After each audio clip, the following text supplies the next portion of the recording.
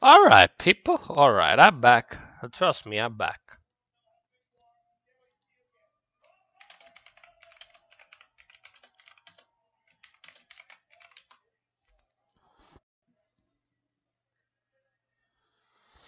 Whew. Man, that was close. That was close. This webcam sucks.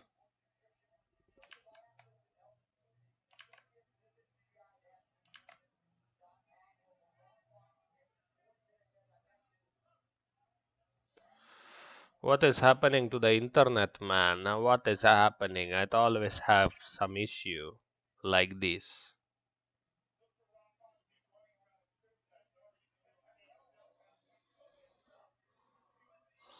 Oh my goodness, this webcam sucks. So I gotta change it up for the next stream. Gotta do it. Apologies.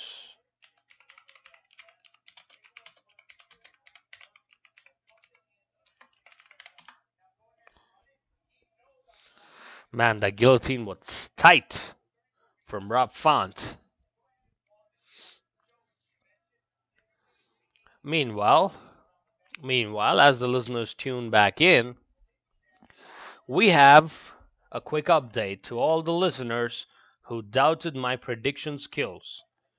I told you that Alexei Olenik is the real deal, right? You did not believe me, did you?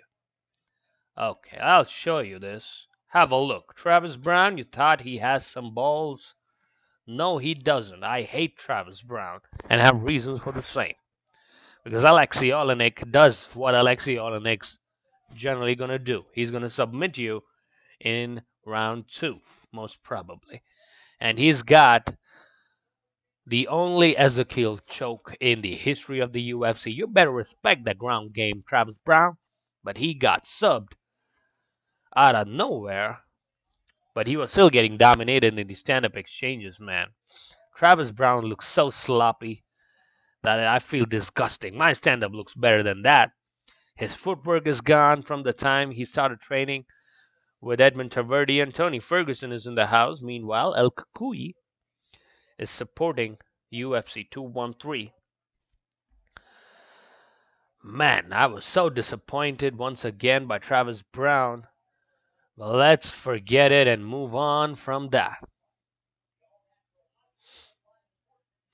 Yes, Dazed, you gotta understand, brother, that Alexei Olenik is no joke. He's got 50 fights professionally before he even came to the UFC.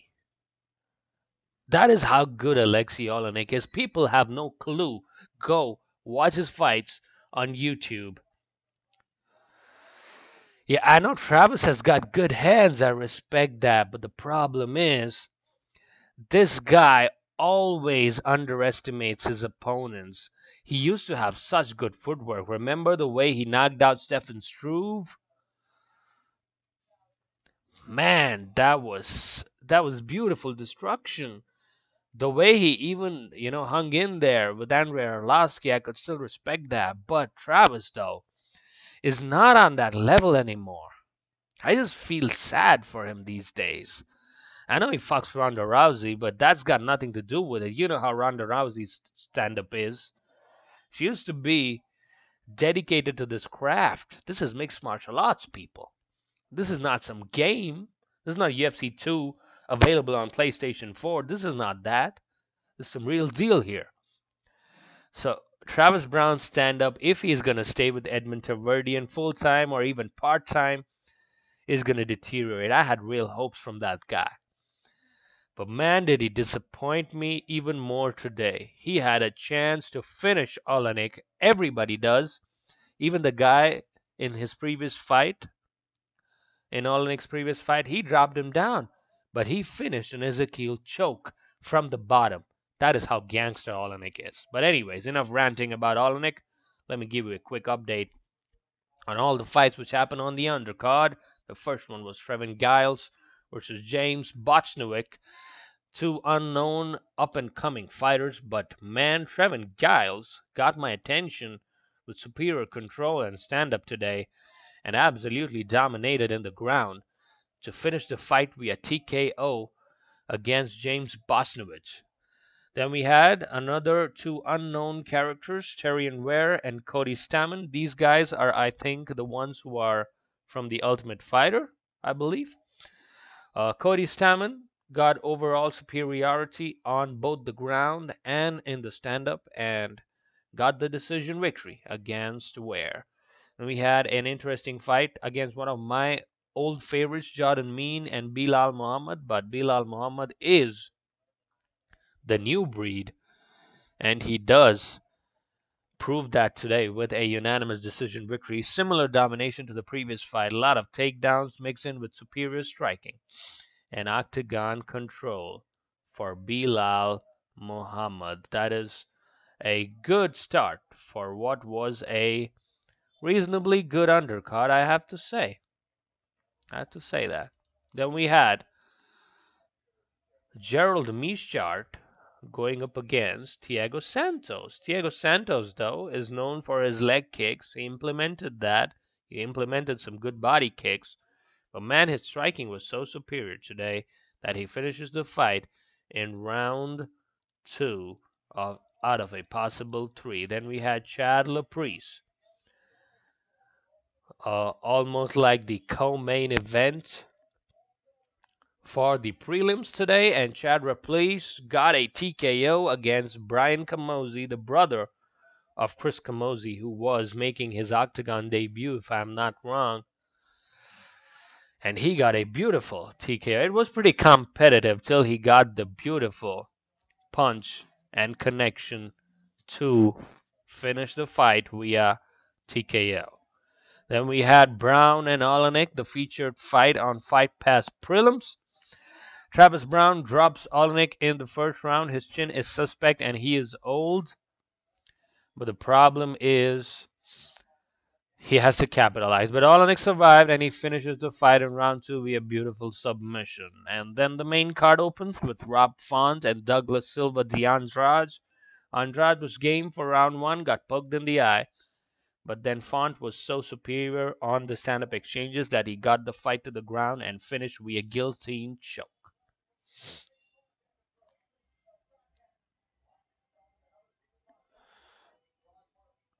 Absolutely. Respect the 45th. You just earned my respect right there. You called it as it is. He always wants to go for that knockout early. I mean, if you have 200 plus pounds, anybody can knock anybody out. I agree. But you gotta improve, man. Gotta throw that octagon presence around. You gotta move around, do some feints, throw some body kicks. Man, I really had high hopes a couple of years back on Travis Browne. And let me tell you, I'm not a hater.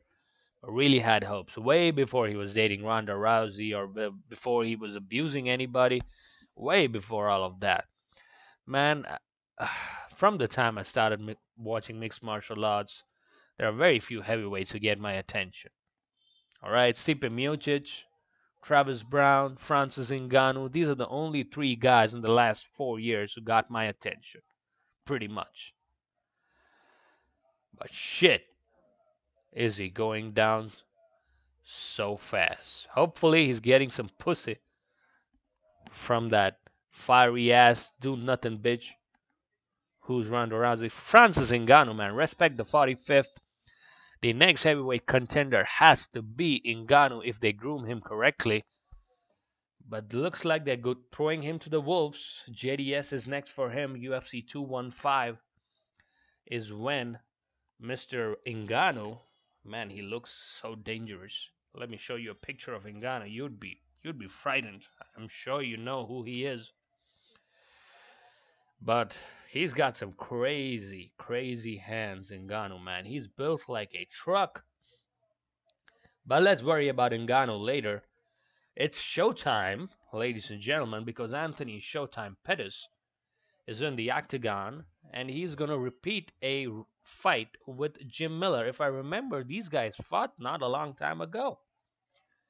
Around a year or 2 back, Jim Miller fought Anthony Pettis, and he got kicked in the head and finished. Or maybe that's Cowboy. I'm not sure. Yeah, that's a good observation, Dazed. That's a really good observation. Probably Cormier should move up to heavyweight, and I think he will move up to heavyweight if Jones fucks him up like he did last time. I think Jones is gonna be better this time, man. I know he fucks up outside the octagon and all of that, but man, I don't give a fuck. I'm here to watch some fights. So if he's good, the younger fighter will always beat the older fighter. But if they rematch the second time, I think the younger fighter gets better than the first time. And they went to 5 rounds because Cormier has got some guts, I'm telling you. But the second time, Cormier is having difficulties cutting weight. It's serious issues. You saw that in the previous fight against Michael Johnson. Towelgate and all. Yeah, Anthony Pettis finished Cowboy Cerrone by a kick to the liver. That is correct, Dazed. Yeah, thank you for getting my memory up to date. But I just remember Jim Miller fighting Cowboy 2, and Cowboy finished Jim Miller. So if you do the MMA math, it's pretty straightforward that Jim Miller does not stand a good chance against Pettis. Yeah, John Jones should step up. That is a good observation too. Respect the 45th. Agreed. Meanwhile, Showtime Pettis entering the octagon. Back at 155. This fight is not 145, people. This is at 155. So Showtime better be the old Showtime. Otherwise, it's gonna be a quick night for him. Yeah, that is so true. Jones is just too much for anybody, man. He could fuck up any man on the planet. I'm telling you, including Cain Velasquez, Fabricio Werdum, Alistair Overeem. He can take anybody. And he can take it with a line of cocaine in his system. That is how good John Jones is. And he's the GOAT. Is there any argument there that forget the fuck-ups outside the octagon. He is the GOAT. Let's be honest here. All the people telling Demetrius Johnson is this and that. I respect Demetrius. No issues there. But are you kidding me? John Jones finished Vitor Belfort when Vitor Belfort was Vitor Belfort. And he got his arm popped in an armbar position. Came back and finished him with a Kimura. Not just that, he finished Lyoto the Dragon Machida and made him move down to 185 after he choked him out unconscious. He beat Rampage Jackson. He beat Rashad Evans. He beat Mauricio Shogun Hua. I mean, seriously? Is there even a discussion going around here? He is already the best ever if you completely forget the last 2 years. That's it. But I agree with Respect the 45th that he has to earn it back. Meanwhile, Showtime Pettis is 2 inches taller and 1.5 inch reach advantage for Anthony in this fight. Meanwhile, he is also 3 years younger compared to Jim Miller as the fight is about to begin. See, I don't think John Jones cheats. That's another a disclaimer I gotta put in here. I know people do this and that and clomiphene and shit and whatever was there in the system. Now, I don't think that is a fair assessment. You know how much of a freak John Jones is outside of fights? I mean, he sandblasts hookers, if you know what I mean. You know, sandblasting, using a sandblasting machine, and that sandblasting machine is his dick. That is how gangster John Jones is in his public life. He doesn't give a fuck. Real Mellow, welcome to the stream, son. John Jones is definitely the GOAT. Mighty Mouse just trying to play video games full time. That is funny, Real Mellow. That is funny. Meanwhile, Las Vegas odds has shown that Showtime Pettis is the favorite. Minus 230 for the former UFC lightweight champion. See, the problem with Mighty Mouse playing video games is he doesn't get paid enough money, man. I respect that because I'm a video gamer too. I got all PlayStations which has ever been released till now. I'm a big gamer too. But the problem is he does it to earn money these days. I mean, he's hustling. I gotta respect that. But Demetrius is number 2 for sure in my book. It's Jones, Demetrius. After that, it's up for discussion. Oh, good inside leg kick by Jim Miller. Showtime though. Oh, good left straight. Jim Miller looking good. Oh, beautiful inside leg kick. Pettis got to be careful, man. He's a slow starter. Man, Miller's looking good early. Blue trunks for Miller. Oh, good knee. Good knee by Showtime. Showtime, though, is going through a rough patch. Yeah, Demetrius is too much of a good guy. Plays video games. The only problem with Jones is if he doesn't fuck up, he would already be the GOAT. Oh, good hook by Pettis. Pettis slowly feeling it out. Looks like the tactic for today for Jim Miller is inside leg kicks. Oh, yes, that is connecting again. 3 kicks already. Pettis has an open stance today. Good kick to the body. Pettis is good with kicks. Everybody knows that. The Showtime kick is a reminder to everybody of the potential that is Showtime Pettis. If he feels good and if he's on point, he will fuck anybody up. As long as they don't take him to the ground. Like Dos Anjos did. Combination by Jim Miller. Couple of punches land. Pettis is fighting out of orthodox and Jim Miller is doing the southpaw stance. Good inside leg kicks again.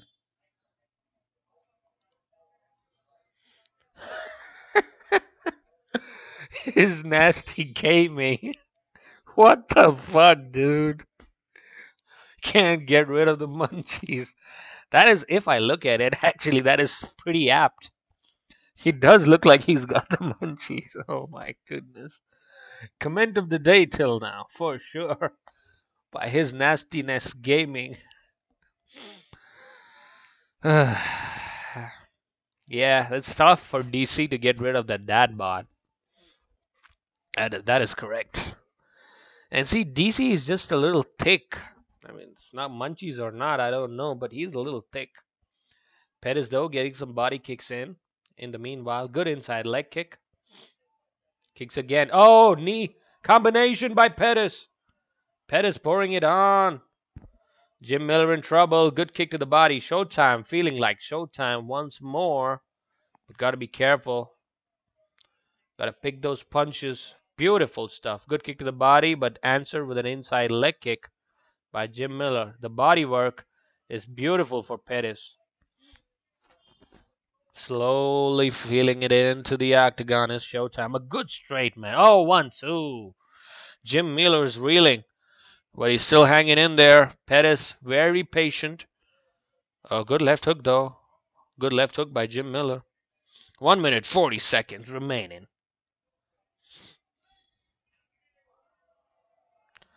Man, Showtime's stand-up, wow, still today is one of the best to watch and get entertained. Oh, the spinning back fist. Beautiful. Stepped into that. Jim Miller's back to the basics now. 1-2 all day. Good inside leg kick once again. Outside leg kick by Pettis. Hopefully the audio is... Oh, switch roundhouse to the body. Beautiful. Woo! That is some kickboxing clinic. Right there. And the doctor's called Showtime Pettis. Got some new mic set arranged for this fight. UFC 213. Man, I was so pumped for Nunes versus Shevchenko. Now I'm disappointed. Amanda Nunes, she's a... I don't know. I don't like her, man. She has got that Ronda Rousey vibe going in. She feels she's unbeatable. Good punch to the body. And good kick by Pettis. Nunes just feels she's unbeatable. Oh, Pettis doing the feints. 20 seconds remaining. Ooh, Miller doesn't want to go for the takedowns. It's really surprising. Really surprising. 10 seconds remaining. Gotta put an exclamation point, Pettis.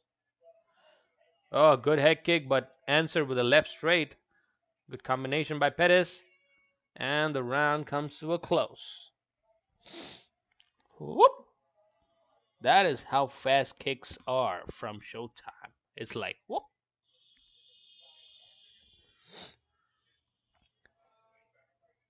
Okay, time to give you some links here. Yeah, it's that time of the day where I give you some links. Links for what, Harry, you ask? Links for watching the fights. Is there anybody in the comment section who has not got links to watch the fight and who's just listening to me? Let me know in the comments, guys. Let me see what I can do. Let me talk to my underground sources and get shit done. I'll figure that out and let you guys know where links are. Though I would say generally most pay-per-views do have, how do I say it? You can check this website out. It's called Stream to Watch CC. Check it out. You might be able to find some fights going live for UFC 213. Showtime Pettis looking good though.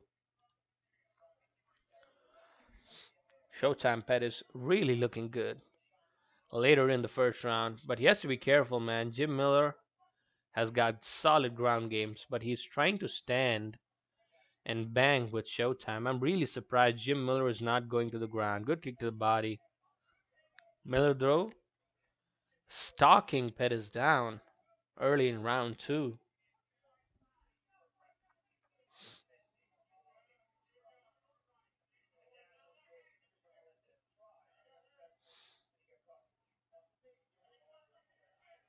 High kick does not connect. Oh, combination by Jim Miller throws him to the ground. Miller wants to go to the ground. Got to be careful with the submission skills. Uh-oh. Arm triangle. Oh, Jim Miller got to be... Yes, locked in. Almost, no. Jim Miller back up. Oh, almost. Again, great jiu-jitsu defense by Jim Miller. Pettis got some slick submissions here.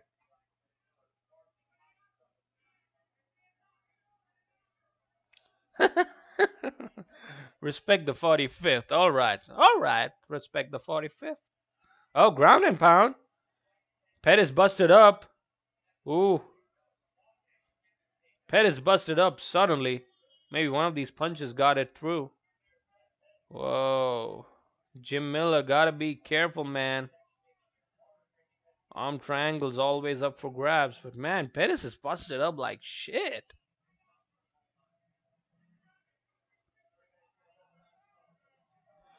Pettis should get up. Pettis should stand up. I don't know why he's looking for that submission. Respect the 45th. If you haven't done it already, maybe I request you to subscribe to the channel if you like the play-by-play and live results. Jim Miller, though, getting the back of Showtime. Not good. Showtime got to be careful here. Jim Miller's got some slick submissions. Good defense by Pettis, though. Arm control on the ground. Great defense by... Oh, reversal. Reversal. Yes, Pettis. Pettis knows. Pettis on top. Wants to throw some ground and pound. Elbows. Punches to the body. 2 minutes remaining. Lot of time left. Thank you very much. Respect the 45th. Appreciate it. When a true mixed martial arts fan subscribes to the channel. I don't want them fake fans of mixed martial arts subbing to my channel. I want them regulars. We're trying to build a community of regular listeners who can watch the fights with us and discuss mixed martial arts. That's what we're trying to build, and we reached 410 subscriptions, which is great. Sorry, 407 subscriptions. Somebody unsubscribed already as soon as I said that. Oh, ground and pound by Pettis. 120 on the clock. Man, Jim Miller getting exhausted by that pressure. Showtime showing good awareness in reversing the position. Elbows. Whoa, Jim Miller's in trouble. Side control. I feel Pettis wants to go for that mount or maybe an armbar. Oh yes, oh yes. Pettis is game today. Pettis is on his A game. Jim Miller's still surviving. Gotta give props to the man. Americana looks difficult from this position, even though Joe Rogan is saying it's possible. Gotta respect the black belt. Punches once again. Oh, Jim Miller giving it the back. Not good. Not good against Pettis. Body triangle. Yes, sir. Beautiful. Pettis' jiu-jitsu is slick as fuck. Riding Jim Miller like DC would. Letting him up. Want to go for a high kick, Pettis? It's available. Good pressure. Beautiful trip takedown by Showtime. Beautifully done. And that is Pettis' domination once again in round 2. Gotta say, gotta give 2 rounds. Man, both of them are feeling it. Okay, these are the list of channels you can watch on XBMC and Cody. Respect the 45th. Got some searching around done. I'm right now watching this on Sony 6.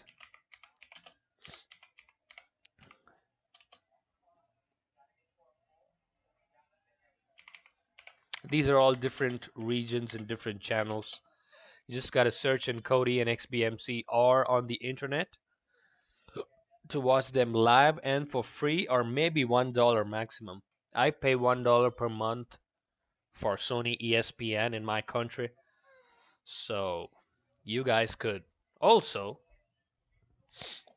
maybe pay $1. It should not be more than that, and I can say that these 4 channels are legit. All right, guys.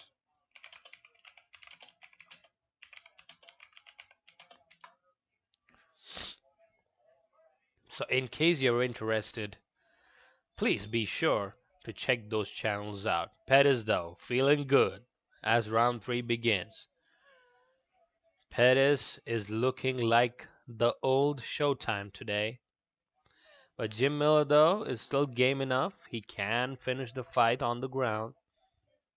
But if he stands up and fights, it's not going to be a good fight for him. Good outside leg kick in the meantime for the Miller. I'm from India. And as soon as I say that, some people might immediately leave the stream. But hey, it is what it is. Good jabs by Pettis. Oh, inside leg kick once more by Jim Miller. Respect the 45th. Are you from the United States of America? You're from America, mate? Let's make America great again. Man, Trump is screwing it up, is he? Back there in the States. Looks like he's doing pretty okay compared to Obama, if you ask me personally. Though he's made some dumb decisions off late. That Trump guy. He's funny, though. He's good entertainment, just like UFC. Donald Trump is good entertainment. Oh, kicks exchanged by both men. Both men slowing down physically.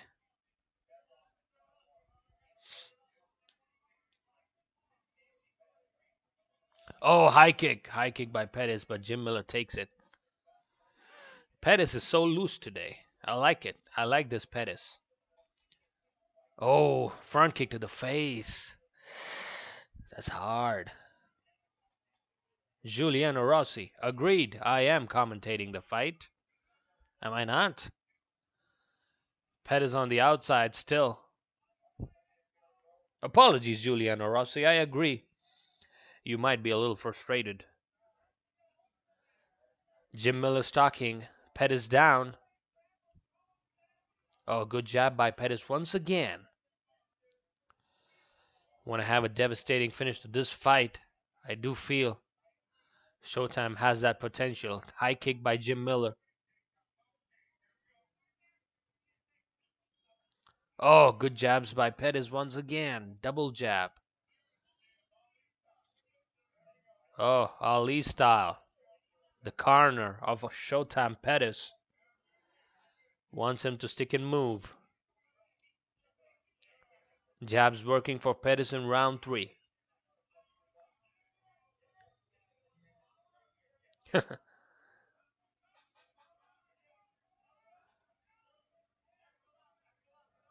Not a lot of action in the later stage. Oh, level change. Good stuffing by Pettis. Reversal. Brings Jim Miller to the cage. And pressurizes him with good chin positioning and good head pressure against the cage. Oh, good level change. Pettis wants to go for a takedown here. Surprising, surprising.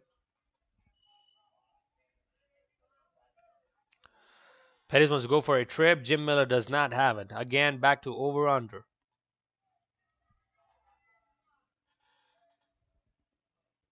Back to over-under once more.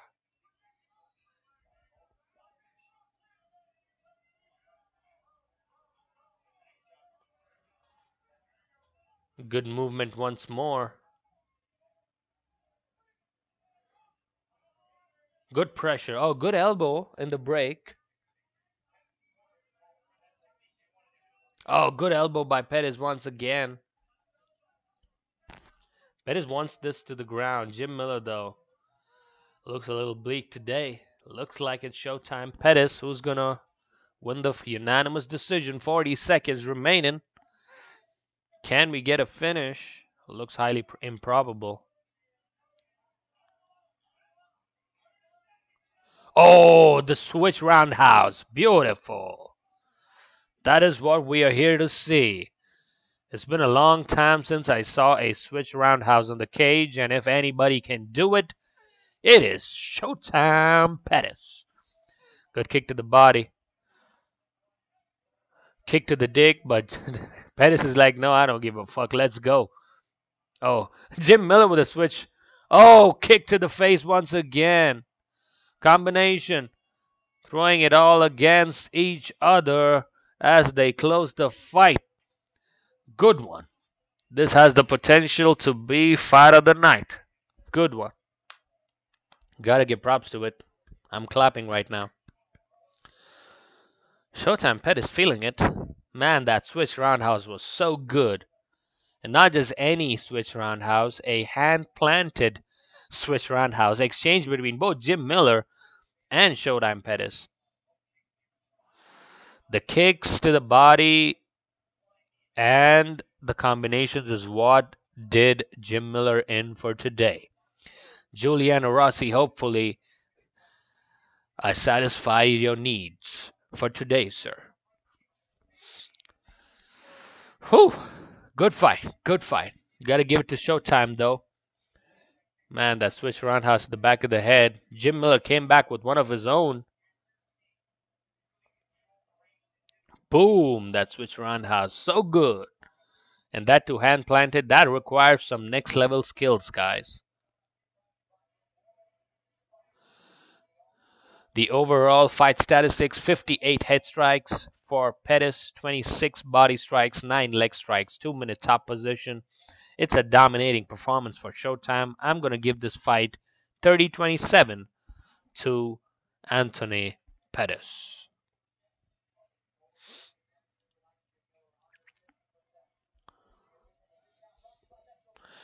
Let's see what the official decision is. Bruce Buffer doing the ring work once again as usual. Herb Dean was the referee. Yes, Pettis got this one.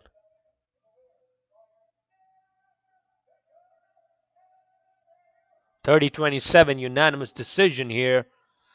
Good fight for Showtime. Good to be back. Let's listen to him.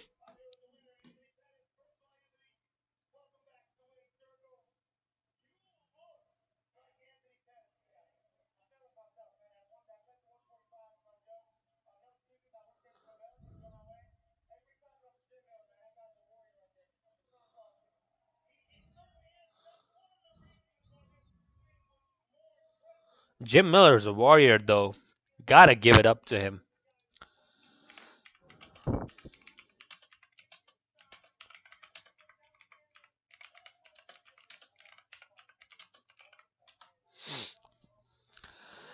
Whew. Good fight, good fight. Man, a lot of good fights from yesterday.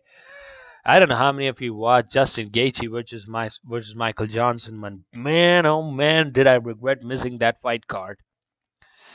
Had some work going on yesterday. Had to get some work done. So could not cover it, guys. Apologies for the same for the subscribers to the channel, but man, was it a good fight card yesterday. Whew. Justin Gaethje out of nowhere. I had no clue who that guy was. Then I saw some of his fights. Then I realized he gets clocked every fight. He pretty much gets chin checked every fight, Justin Gaethje, but still he comes back and wins every one of them. He's undefeated. 18-0 for Gaethje. Max Holloway is in the house. I got pretty good internet. Joanna Jedrzejczyk in the crowd.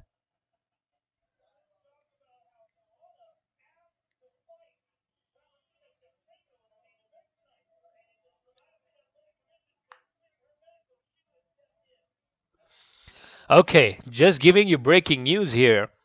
Joanna Jedrzejczyk accepted to fight Valentina Shevchenko today. Can you believe the gangsterness of Joanna Jedrzejczyk? She said, I don't give a fuck. I will step up to 135, 20 pounds above, and I will take Valentina Shevchenko. Oh, okay. Can you share the link, sir, if you can? Oh, the channel name is Sports Devil. All right, my bad. So people who are listening to the stream, if you want to watch the fights, the first good link is here with props to Respect the 45th, who is watching this on Cody himself. So please go to this channel called Sports Devil on Cody or XBMC, and you would be able to watch these fights with us. Yes, that is correct. Joanna Jedrzejczyk said she weighs 140. She can cut 5 pounds and do the fight. That is how gangster Joanna Jedrzejczyk is. And she's sitting in the crowd saying, I don't give a fuck. Let me give the fight. I could do it. And you know what? She has a good chance against anybody in 135. Joanna's a beast. Her stand-up is the most technical in all of mixed martial arts. Is there anybody who disagrees? The most technical striker in MMA. I'm not saying creative like Showtime Pettis. I'm saying technical. I mean, gotta give it to that woman, man. She says she's going up 20 pounds. No problems. I'll take Valentina Shevchenko. I know how to stuff her takedowns. And I'll pour it on. And man, was that a great fight or what? Two-weight world champion on 1 day short notice would have been great for Joanna Jedrzejczyk. So Sports Devil on Cody looks like the first good stream on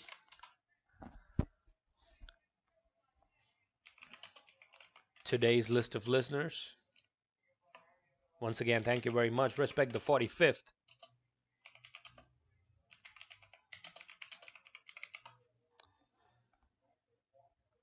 I don't fear, bro. Okay.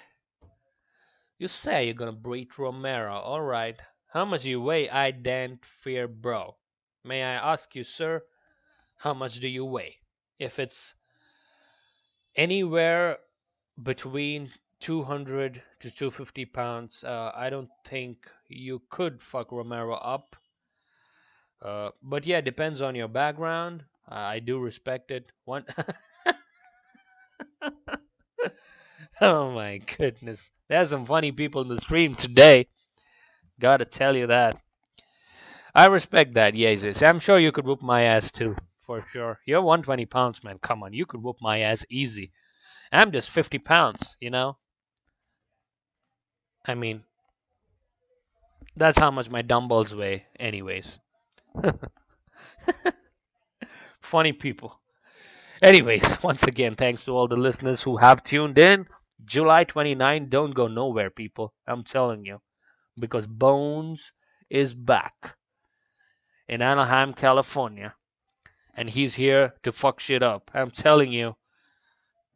You gotta buy that pay-per-view if you don't have any adjustment like mine.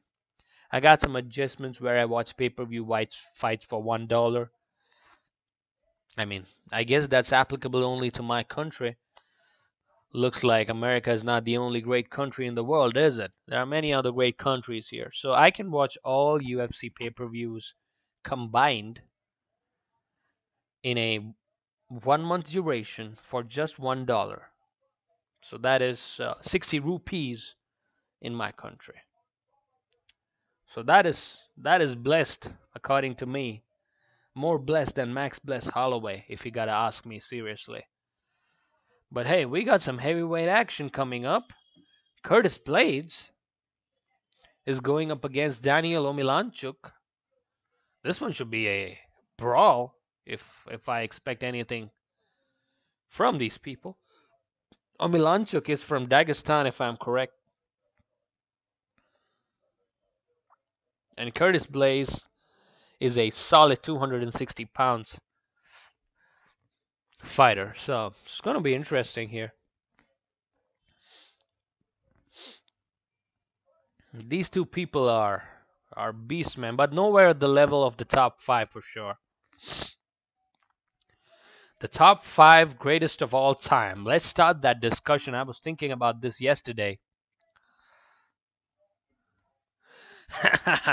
Absolutely, sir. The Reem, Stealth Gamer Forever Gaming. Hi from Canada. Thank you very much, sir. Appreciate it. I'm doing Soldier of God symbols right now. The Reem fight next? No, it is Daniel Omielanczuk versus Curtis Blaydes. Canada's fucking great. I agree, man. Canada's good. Howard Kim. Yes, I'm lucky. I'm lucky. And I'm poor for sure. No problem. My internet service will block my service if I watch movies on illegal strike. Oh, that is sad. Respect 45th. Do they track everything there? And can you confirm if you're from the States so that I can get some perspective into the conversation? Because that is just sad, man. I never thought they would block everything in the States. They don't do anything in my country. I mean, even if they do, they won't tell me. I'm just a poor guy with $1 watching UFC fights. That's what I do. By the way, I've never had maple syrup in my life. That is how poor I am. Oh, you got some dish here. Okay. Pretty much a similar setup to Canada in my country. Whoop! That is correct. If you got some dish TV going in your country, all UFC fights are going to be cheap. Oh, Illinois, USA. Respect the 45th. You got to respect the 45th if you're from Illinois, USA. He's got a 2-fight win streak, Mr. Curtis Blaydes, and he's finished all 6 wins by knockout. He's a former NJCAA wrestling champion. So that is National Junior Collegiate Athletic Association, if I am correct. And he's got some big ass nails. Oh shit, they're gonna trim them nails. Oh shit, that is a big ass nails there. Now the reason why they are trimming the nails is if it's an eye poke. Michael Bisping's retina got detached due to one of those eye pokes, and then Vitor Belfort fucked it up even more with his knockout of Michael Bisping with a high kick. They're cutting the nails of Curtis Blaydes right now. This looks like a spa in Germany with a black guy getting his nail cut with a white guy. That's how fucked up it looks. And Curtis Blaydes has got the biggest tits in the heavyweight division. That tits are huge, bro.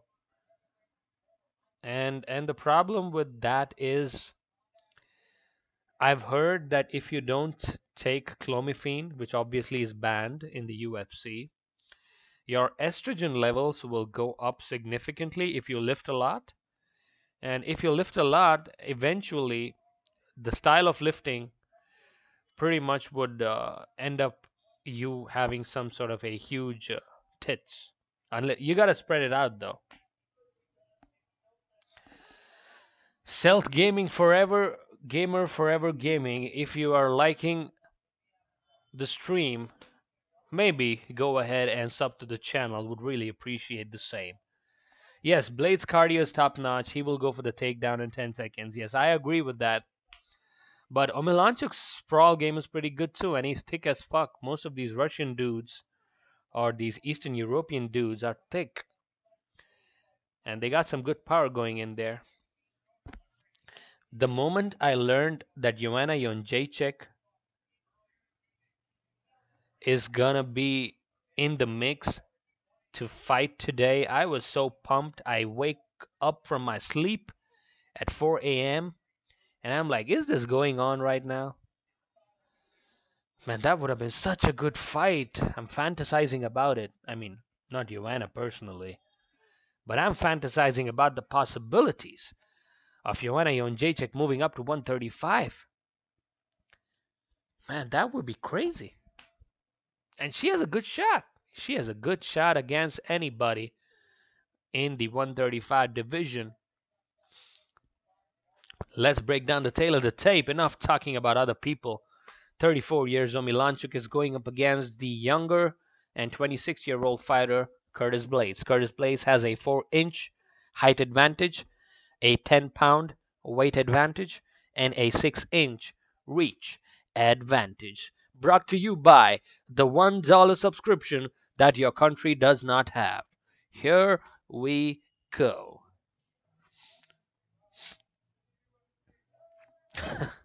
Okay, I was just joking, people. Don't get offended, okay? I'm just playing around here. Your country may have $1 subscription to UFC fights.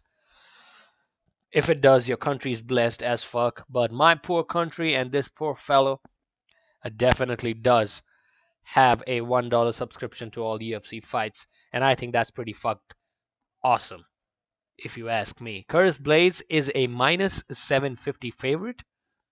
Who are these Japanese chicks in the crowd? Did you see that, people? Soltar esse porra. Jonathan Silva.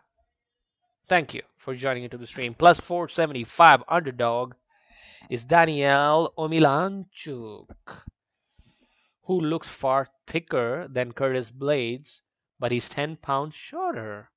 The referee is Mark Goddard, and we got the biggest assembly of ring girls in the entire UFC. 5 ring girls for today.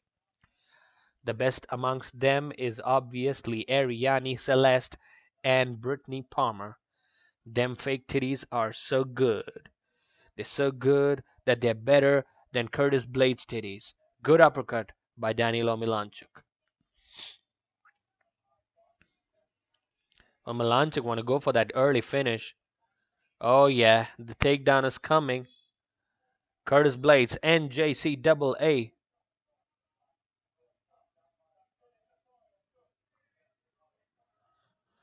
Curtis Blaydes putting some pressure early on. Wants to go for that takedown. Oh.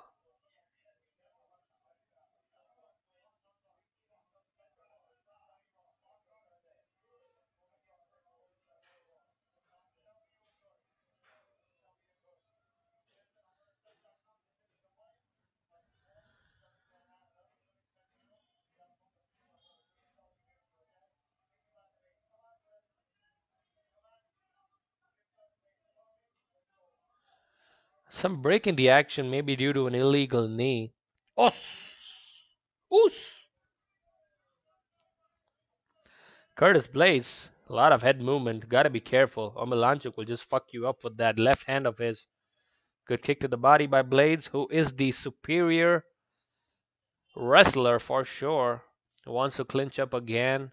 Omielanczuk, man, he is literally double the thickness of Curtis Blaydes right now. Oh, good knee to the body by Omielanczuk.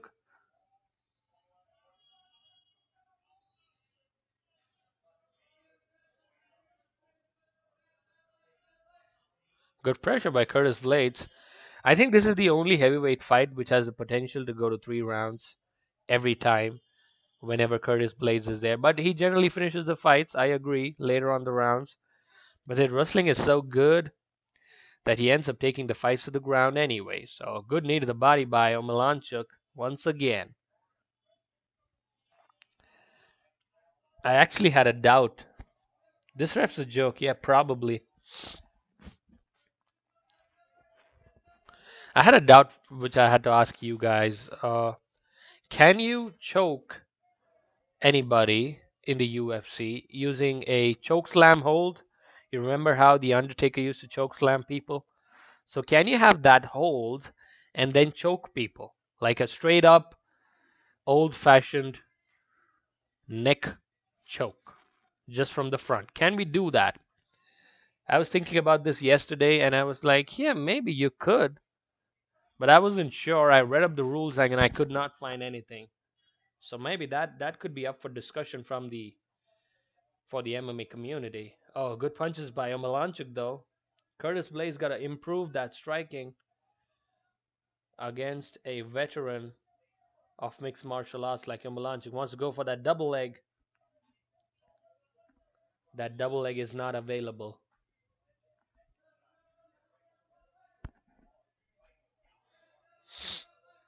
Good pressure once again by Curtis. It's a close round. 2 minutes remaining to sync that clock up. Oh, good knee by Curtis Blaydes.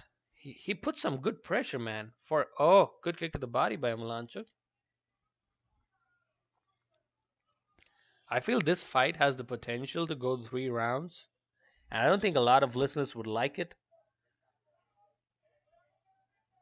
No. I'm saying, let's say, not one hand. Can you do a 2-hand choke then?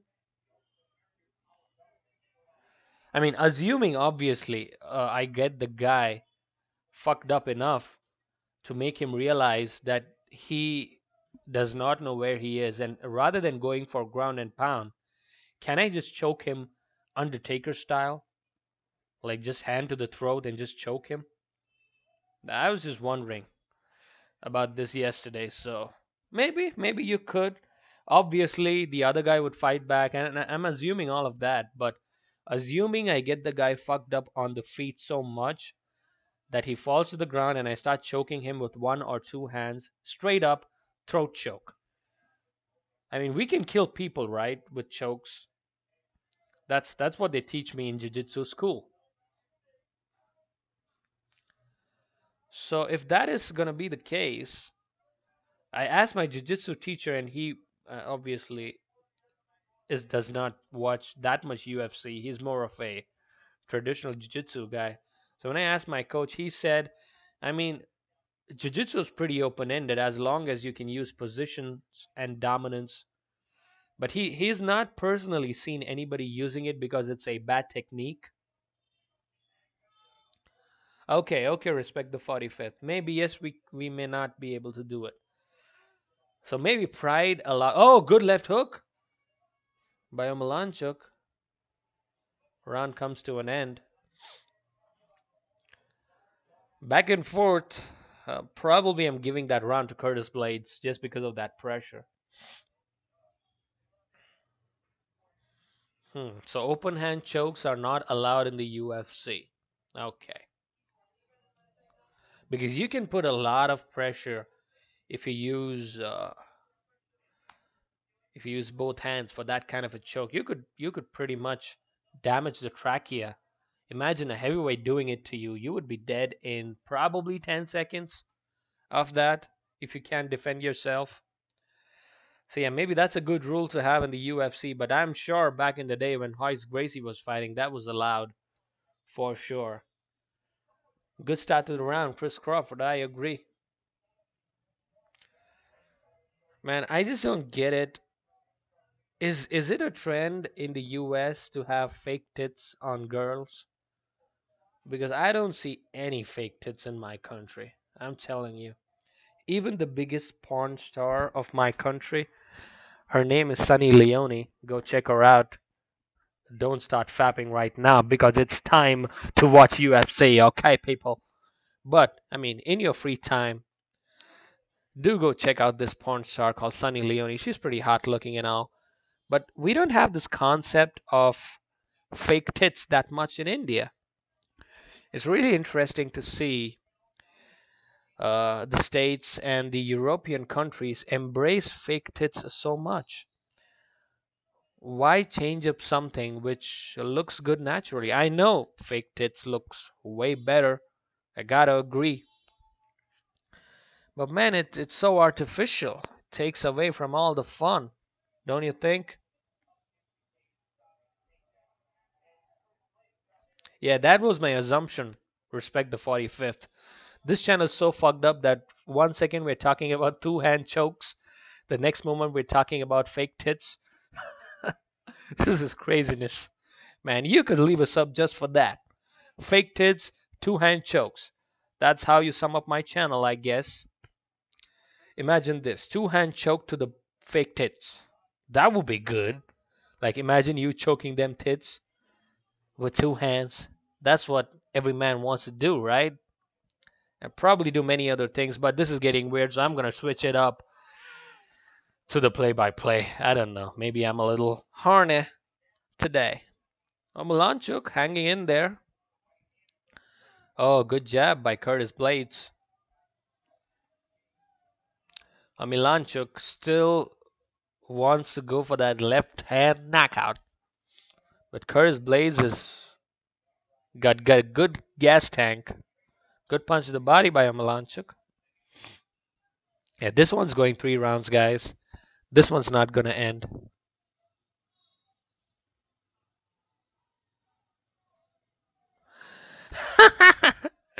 No, man. No, no, no, no, no. Yeah. Okay, let me ask you this. So, is wearing sandals a bad thing in the US? I'm not sure. I mean, I wear shoes most of the time, but I'm just asking, like, what is it about wearing sandals that people are a little iffy about? I'm not sure. Good elbow on the break by Curtis Blades. Meanwhile, in the middle of all the fake tits and throat choking, we got this heavyweight snoozer of a fight, which, even though is fairly good, is not high on the action list. Oh, Milanchuk with an uppercut out of nowhere. But Curtis Blaze got a good gas tank. Oh, okay, now I get it. Alright, that is stupid. If you're wearing sandals in the snow, that is just stupid. That is fucked up. Those are not real Indian people. Let me assure you that. Maybe it's poverty. It could be a reason, right? Respect the 45th. If it is poverty, I am sure you could afford a shoe for what, $50? I'm sure you get a good pair for $50. No big deal, right? I mean, you could even get good shoes for maybe 20. So if Indians are so poor in the US, man, I don't know. I'm not that poor. Even though I get that $1 channel to watch UFC fights, I'm pretty decked up, gotta say. Omielanczuk is in trouble for some reason. Good kick to the body. Maybe he's breathing a little heavy. That's it. Omielanczuk has stuffed all 9 of the takedowns.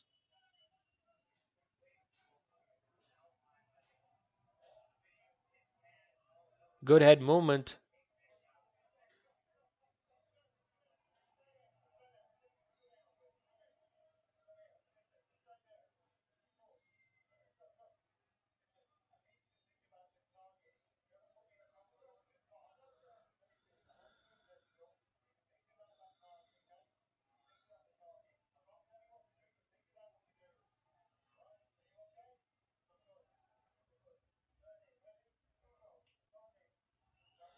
So low kick to the dick got another stop to the action. Yeah, I agree, man. If he owns a gas station, you gotta have some money. That is just maybe Indians in the US are more prone to saving a lot of money. Maybe they want to get the good life. Maybe they want to send some money back to their home country. Maybe that's the case. Meanwhile, round two almost coming to an end after the break in the action. And we're going to a third. And this is heavyweights, guys. So I don't know why heavyweights should go to the third round. But it looks like Curtis Blaydes got 2 rounds in the book. Good jabs throughout this round.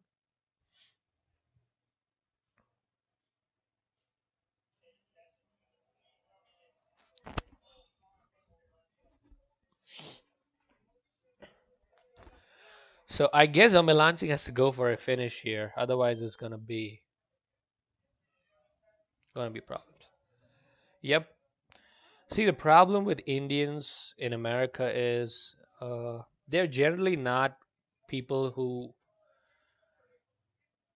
How do I put it? It's a little difficult for me to understand the standpoint of people in the U.S., but uh, I'm telling you, I spend a lot of money, and I just go on shopping sprees, and I'm not that rich. I'm middle class, working class family, and I go to work. This is a channel which I built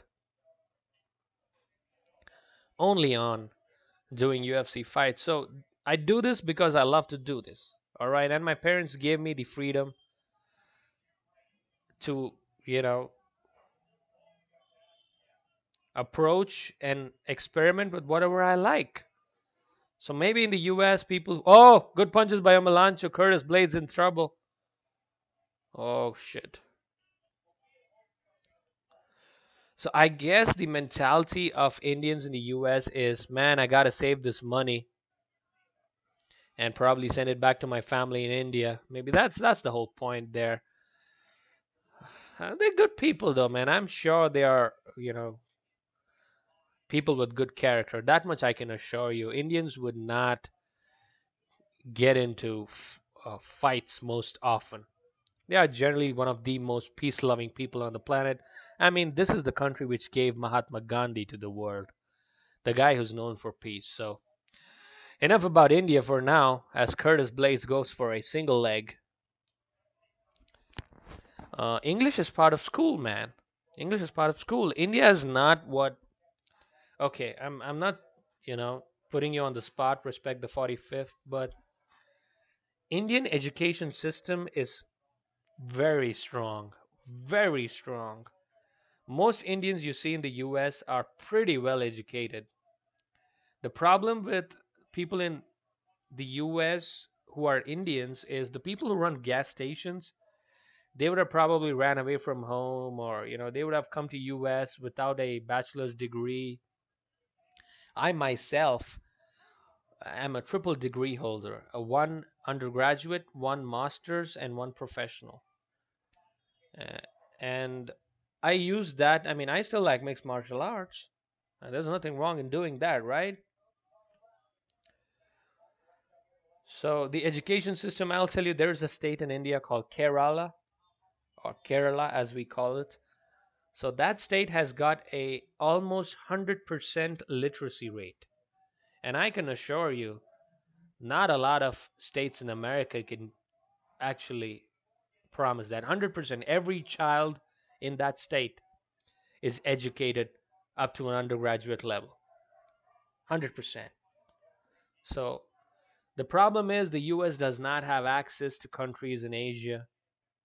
Meanwhile, these two are duking it out without connecting. But Omielanczuk got some good connections in round three, but he is tiring. He's tiring a lot. And Curtis Blaydes looks like the fresher fighter.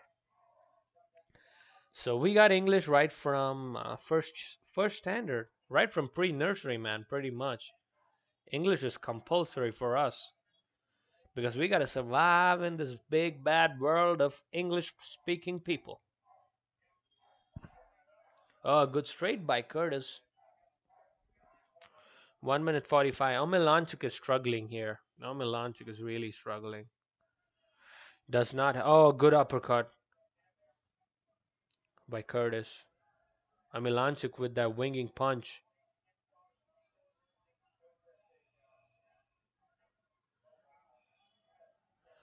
Man, that deep shooting on the ground, that was not good on Omielanczuk's part. Elbows to the body from Curtis Blaydes, not good for Omielanczuk today. Yeah, that is correct, sir. Goes to a lot of Indian doctors, both here and in the US. India is famous for medicine. A lot of engineers work in the US, I'm sure. Many of my cousins are working in the US. Oh, good sprawl, good action. Late in the round, 45 seconds remaining. Curtis Blaydes, Omielanczuk. He will not give this fight of the night, but still, man, these people are fighting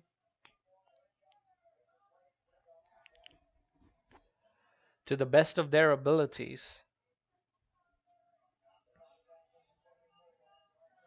Curtis Blaydes, gotta give him props. Oh, good oblique kick by Omielanczuk out of nowhere. Omielanczuk is exhausted. Daniel, you need a break, son. Curtis Blaydes, though, if he works on his stand-up, he has got a good chance. What was that, Mr. Daniel? He broke that out from a karate movie. 10 seconds remaining, and the fight comes to an end. Looks like Curtis Blaydes has done enough to get a victory in today's fight.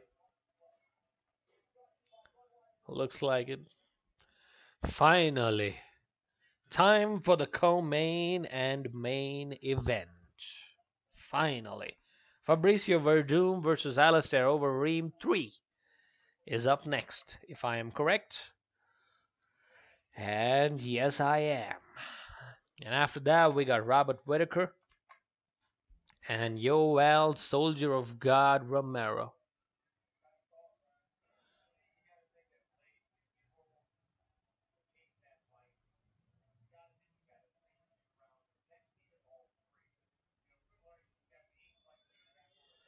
Looks like a 29-28 at least in my book. Even though Omielanczuk stuffed 14 takedowns. Curtis Blaydes pushed the pressure, got a lot of clinch control going in. So I gotta give it to Curtis Blaydes on this one. If only Curtis Blaydes works a little bit on his stand-up, little bit, he could easily be in the top 10. I could see that. Let's see the official decision, guys. I'm just in time. Dar Foggy, what is this? I live in San Diego, California. All my Indian friends are killing the game, working for Qualcomm as engineers or in the medical profession. Thank you, Thomas Wilson. So it's a mixed crowd. The problem is, India is the most populous country in the world. We just overtook China. And that gives a really wrong impression to a lot of people outside India about this country. They think that it is poor and it's all shitty and you think about, shit all the time. I mean, yeah, there is that. I mean, there's that in every country. I mean, if you go to Skid Row in California, Los Angeles, I'm sure you would know how Skid Row works there, right? One of my friends, lives nearby Los Angeles, and he says that Skid Row is worse than most Indian slums. And that is surprising for a person from India, I'm telling you. And I've seen a lot of slums in my life. And if Skid Row is worse than that, who? Yeah, Luke Waldron and Jar Foggy just in time to the stream. Yes, Nunes got scared. I feel that she had some stomach problem. That is what the doctors were saying, but she was medically cleared to fight. So if you are medically cleared to fight, then you should shut the fuck up and fight. I mean, that is what Michael Chandler did.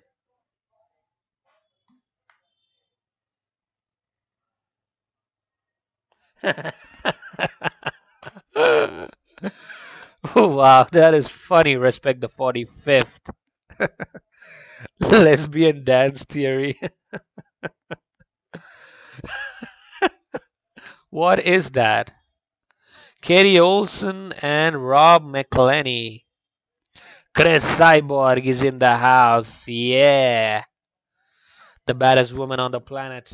Man, I love Chris Cyborg. She deserves more respect.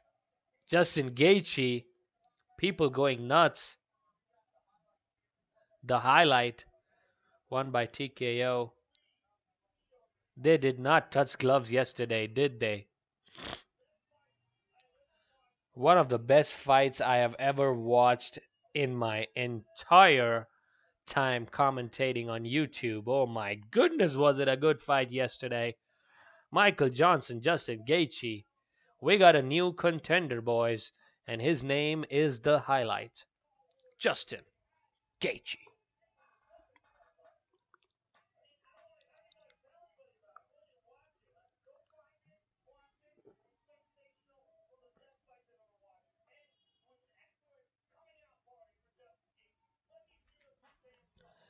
Justin Gaethje got it done yesterday. He got a lot of respect from a lot of people. A lot of people respected it.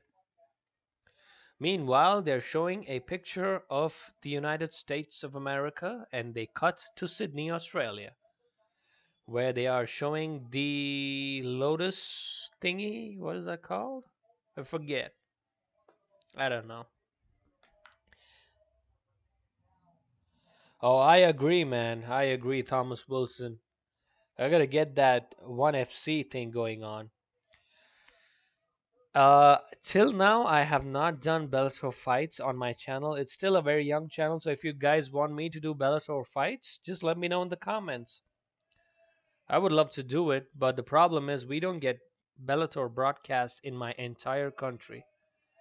So I gotta go to fake websites and news sources, do some illegal shit, and watch those fights. And I generally don't like it. I mean, generally, I'm a law-abiding citizen, if you know what I mean.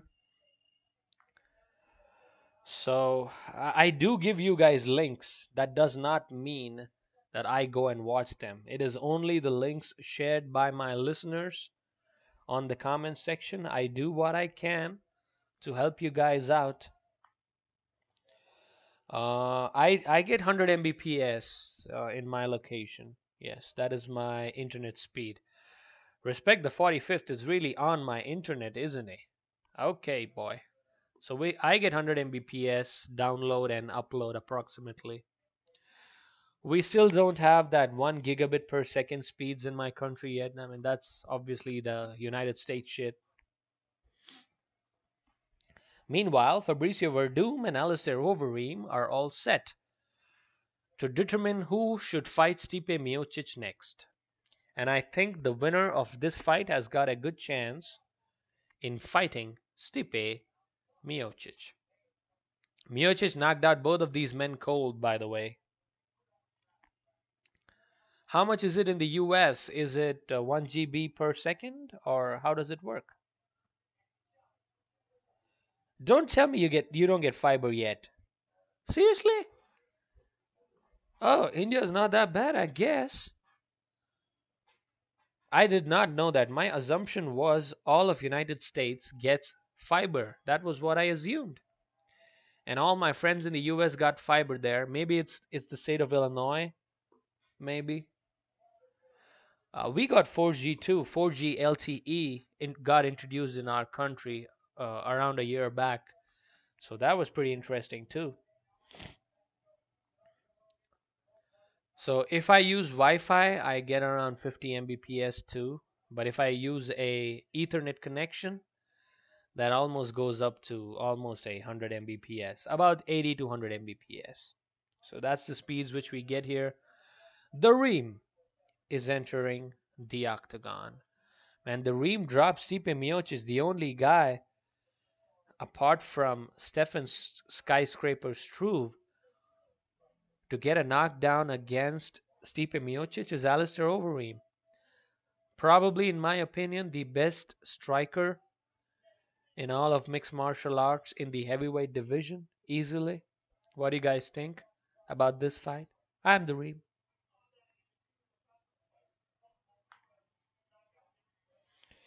Yeah, I can understand that. Fiber takes a long time to get through. That is correct. But I mean, if Illinois has that issue, 50 Mbps is good enough according to me. If you ask me, I was on a 10 Mbps connection till last year, till we got fiber in my area. So no problems there. 10 Mbps is, I guess, okay enough.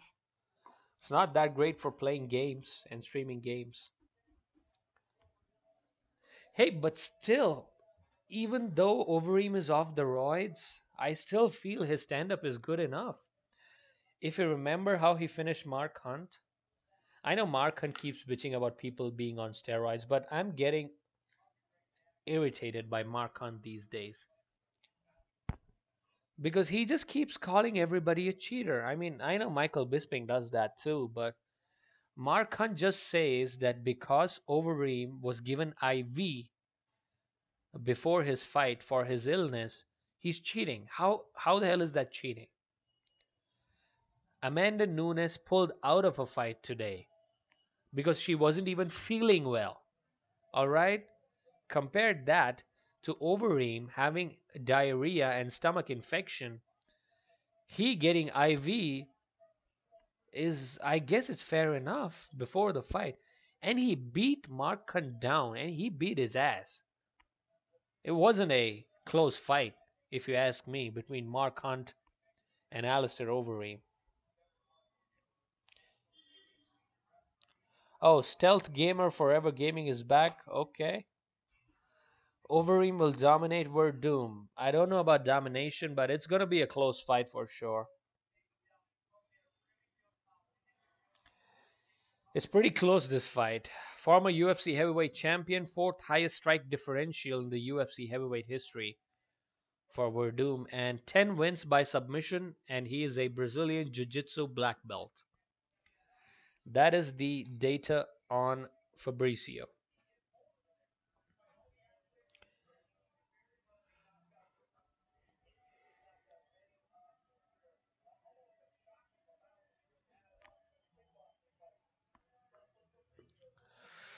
I have to see the stand-up of Fabricio today. He cannot play around like he played around with Stipe. Stipe knocked him out cold. Yeah, he is still suing the UFC. Mark Hunt is. I mean, I respect Mark Hunt, man. I'm not taking anything away from his accomplishments. He's 40 years old and he's still fighting. He's one of the best ever to do it, but you cannot keep calling everybody a cheater, man. Just because you take IV, come on. Fabricio is 39? I did not know that. The Reem is 37. Both are 6 feet 4. Overeem will have a 3-inch reach advantage. I mean, Lesnar was wired up. I agree Lesnar was on the juice, okay? Maybe it's clomiphene or whatever the fuck they sell on the counter in the US. I hear that you get dick station gas pills. Sorry, gas station dick pills. Imagine a dick station gas pill. That is the next level, guys. Go for it. Open a dick station and fill it up with gas pills. Because most of these peoples are caught having some pill off the counter which they did not know. But Overeem has got 42 victories and 15 defeats. He's been knocked out many times by many people. But his striking is exceptional.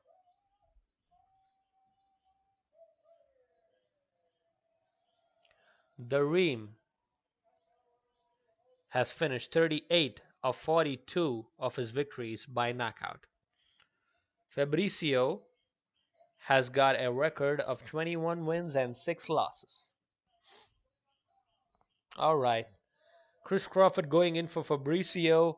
I'm going to go in for Alistair on this one. Let's wrap this up. He eats horse meat. All right. Okay. If Fabricio can get that same level of striking which he had against Cain Velasquez, maybe Fabricio could defeat Alistair. I can see that. But overall, I think the takedown defense of Alistair is just a little too good for Fabricio. If you remember the second fight, that is how Fabricio won. And the beautiful fake tits Brittany Palmer is doing the ring work as we speak. Will they touch gloves? They should. Oh, Fabricio went for that flying knee immediately, and Alistair saw it from Illinois, USA. That is how far he saw it coming.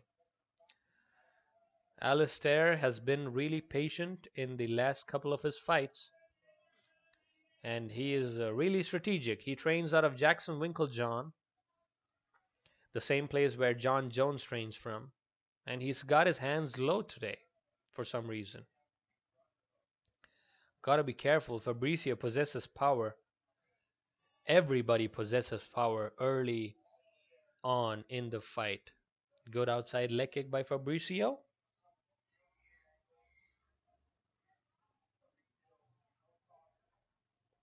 Okay, Thomas Wilson has got some real life experience with these gas station dick pills, so I'm taking it on face value. Oh, good high kick by the Reem.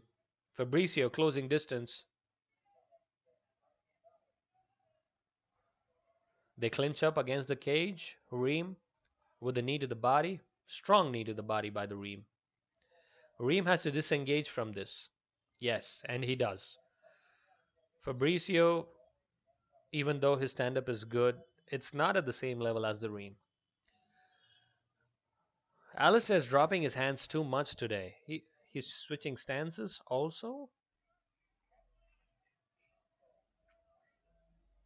Maybe he has a game plan, I guess. Not a lot of action though. People are just staring at each other right now. Alistair run around Reem. High kick misses for Fabricio meanwhile. A lot of feints. This is a one punch difference maker fight, if there is ever one. Alistair still got good hands, man. Orthodox stance for Alistair. Switching up stance. His chin is weak though. Alistair's chin is weak. So is Fabricio's, but not as weak as Alistair's. Good oblique kick by Alistair. Oh, good right hook by Alistair. He does not want to go to the ground with Fabricio. Drops Fabricio and disengages. See, these are really, really small avenues for error here. A lot of orthodox stands for Alistair today.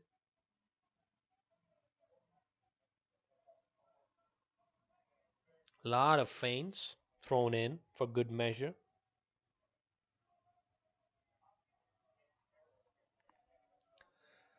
Hands are a little too low for... Oh, combination by Alistair.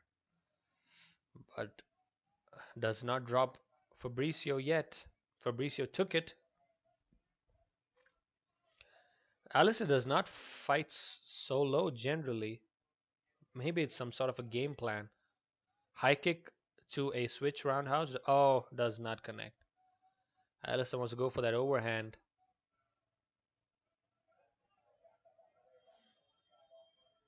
Looks like this one's going to be a 3-round affair too. Good kick to the body by Fabricio.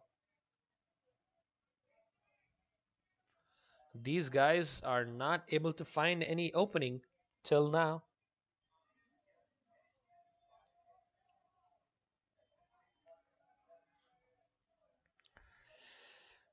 I guess the crowd will get a little restless, but true mixed martial arts fans will understand that this is the heavyweight division. Good inside low kick by Fabricio. Alistair is feeling it, yes. Fabricio is feeling it too. Anything can happen, guys. 50 seconds remaining. They're looking for an opening.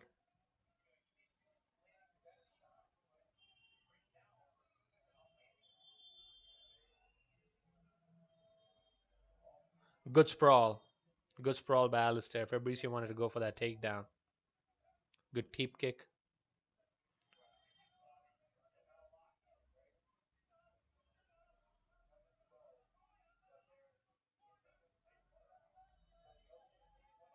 Oh, 1-2 by Alistair. Back of the head. Grazes the back of the head. Uh, Good kick to the body again by Fabricio. 10 seconds remaining. Imanari roll does not connect.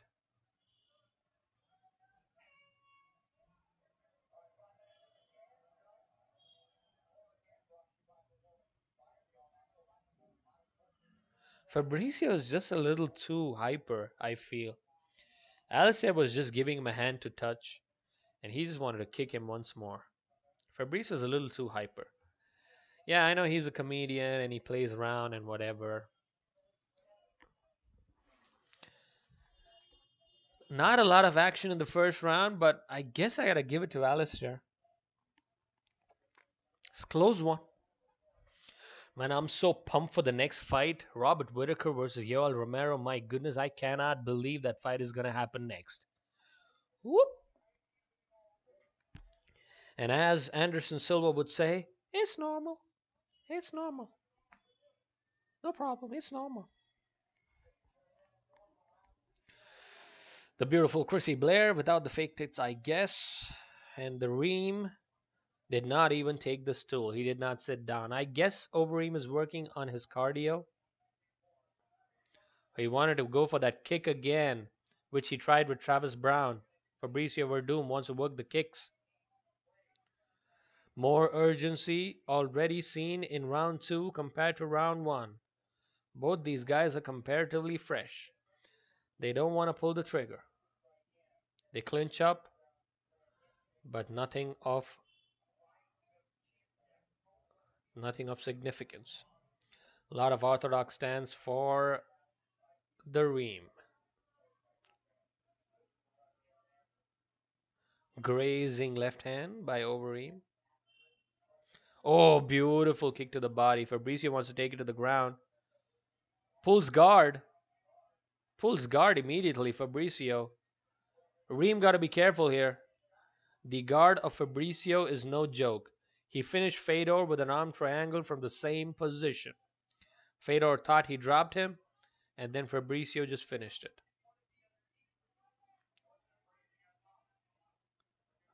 But Alistair is being pretty cautious. A wide open guard actually for Fabricio. He's not locked in his guard. Good punches. Alistair wants to just get up. Yeah, they're back up. 1-2. Oh, good jab by Fabricio. Got the attention of Alistair.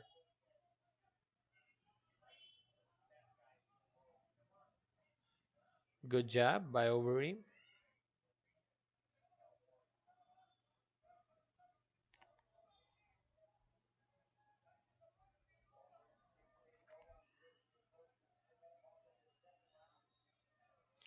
Oh, combination by Fabricio. Oh, beautiful kick. That kick was hard. Good jab once again by the Reem. 3 minutes limit remaining in the fight.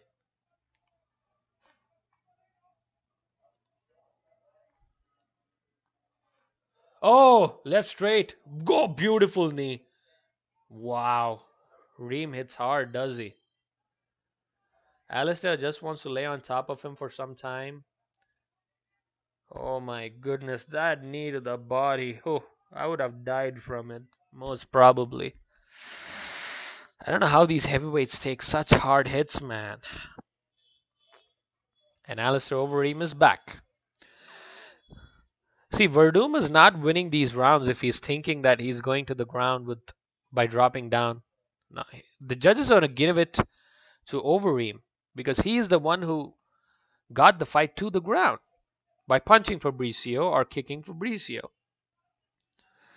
So it's going to be tough for Fabricio to close the distance here. And if he can get a victory, Alistair, I think they should rematch. They should rematch him and Stipe. I know Stipe destroyed Alistair, but the only guy... Oh, a good roundhouse kick and punch to the face. Fabricio's busted up. Fabricio's busted up here. Alistair's fighting a good fight. Alistair's taunting him. He's saying, go for the takedown, bro.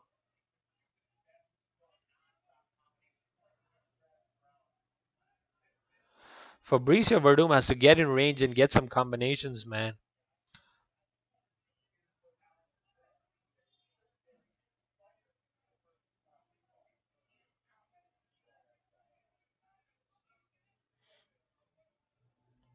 (1 minute 10 remaining. Fabricio does not know what he's going to do now. He's in trouble. The right connects, but Alistair's like, okay, let's get it back to the center. See that the style with which he got knocked out against Stipe, that style is not going to work against Alistair. Alistair is a better runner than Fabricio, for sure. Everybody knows that. The best runner in the sports is Alexander Gustafsson.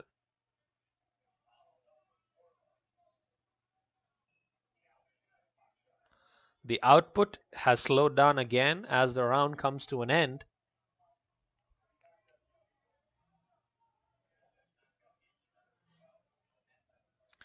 Oh, weird spinning shit by...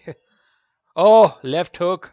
Connects for the ream. Once again, 15 seconds remaining. Ream's careful.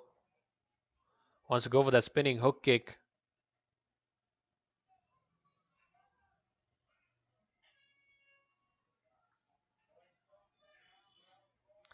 Good second round for the Ream. I guess it's 2-0 till now.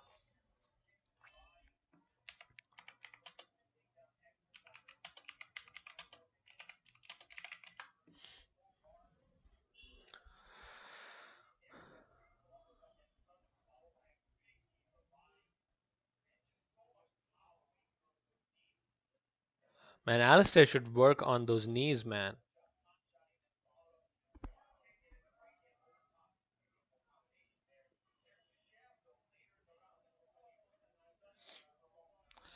Fabricio Werdum is losing this fight right now, and it's no surprise because he cannot find out a way to get the fight to the ground. Fabricio's biggest problem has always been his wrestling. Not a lot of people understand this, but if you want to have a good all-round ground game, you need to have good wrestling. Wrestling with jiu-jitsu is a much better combination than striking and jiu-jitsu. Fabricio wants to go for that kick again, does not connect the Travis Browne kick, which he openly delivered in his fight against Browne. Alistair's feeling it though. 2 rounds in the books for him.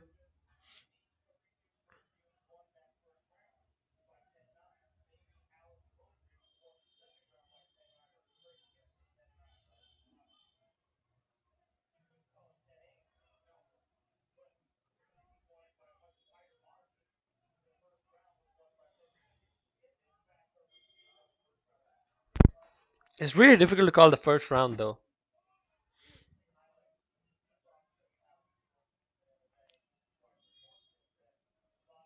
Oh, good right straight. Good kick to the body. They clinch up.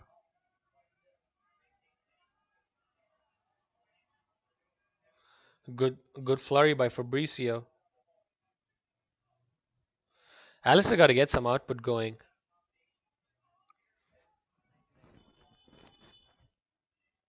Good jab by Alistair. Good uppercut by the Ream.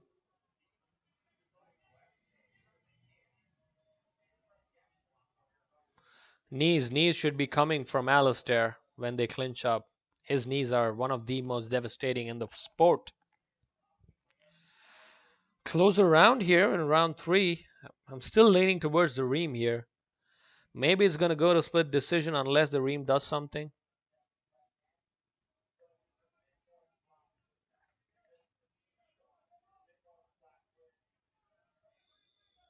Oh, 1-2 by Fabricio. Oh, knee by Fabricio. Dropped Alistair. Wants to go for the guillotine, but misses the connection. Oh my god, that is such a critical mistake by Fabricio. Now Alistair's on top in his guard. Wants to go for an armbar. Oh, Alistair got dropped by Fabricio. Still, Alistair is wobbly. Oh, combination by Fabricio Werdum coming back. Punches by Fabricio. Alistair's wobbly. Fabricio Werdum wants to go for that double leg. Yes, sir. Available. Solid round for Werdum. This might win him the fight, guys. Alistair's chin is so shit.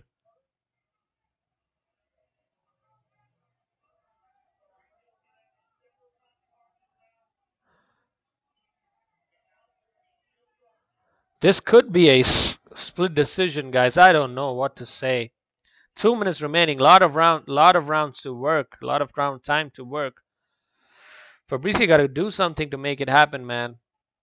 Good punches to the body. Alistair's chin was clocked by Fabricio. Good elbow. Alistair's ground game not on that level, is it? Oh, grabbing of the cage blatantly. Alistair, what the hell are you doing? If Alistair pulls off a submission against Werdum, I'll call him the GOAT. Oh, good punches. Good hammer fists. Hammer fist by Fabricio. Hooks by Fabricio. This is a bad spot for Alistair, man. This could jeopardize his entire fight. Alistair has to get up, man. This is not good. He's not in a good position. He's stacked up against the cage. Fabricio's pouring it on. Alistair's got to get up.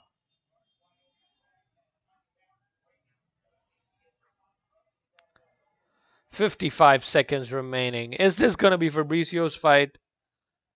Or is this going to be 29-28 because this is only the third round? Fabricio's smart enough to stack him up once more. 45 seconds remaining. Good pressure. He wants to hold the cage. Alistair got to get up right now.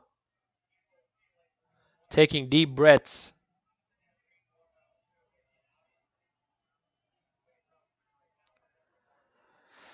Round one is up for grabs, guys. I'm telling you.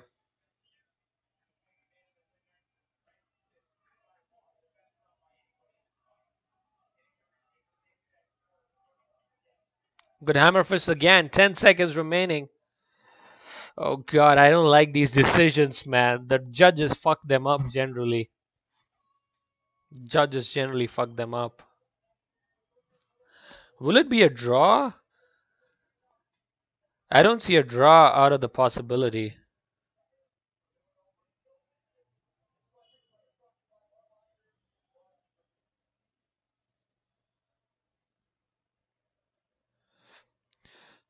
Man, that knee, the same knee that dropped Mark Hunt.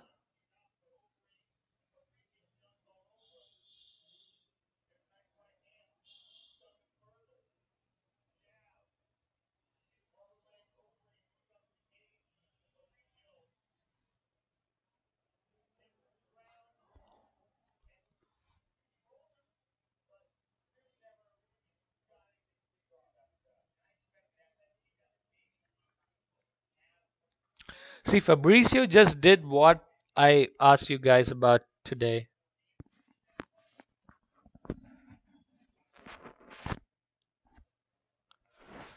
They both like each other, man. I'm telling you. Good fight though, close fight. Could be anybody's game, man. I just feel they might give this a draw. I don't know. This is just fucked up. Total fight statistics: 1 extra strike for Alistair in the head department. 10 extra strikes in the body. I don't know. They might go towards Werdum just because of the final round. It's really close. It's really close. Alistair, man, his chin. Alistair feels he should get a 29-28. Fabricio feels he should get a 29-28 or a draw. First round is going to make the difference, guys, here. First round.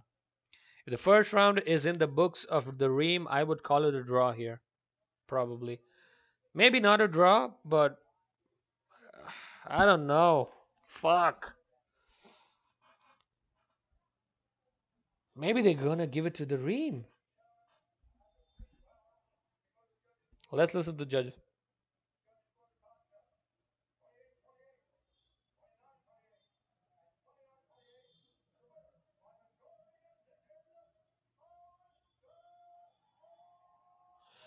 Alistair Overeem gets the decision by majority decision.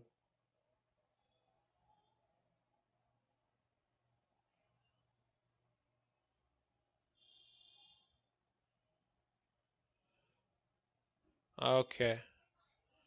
Show of respect between these fighters. I guess he did enough in the first two fights. I agree. I mean, 2 rounds.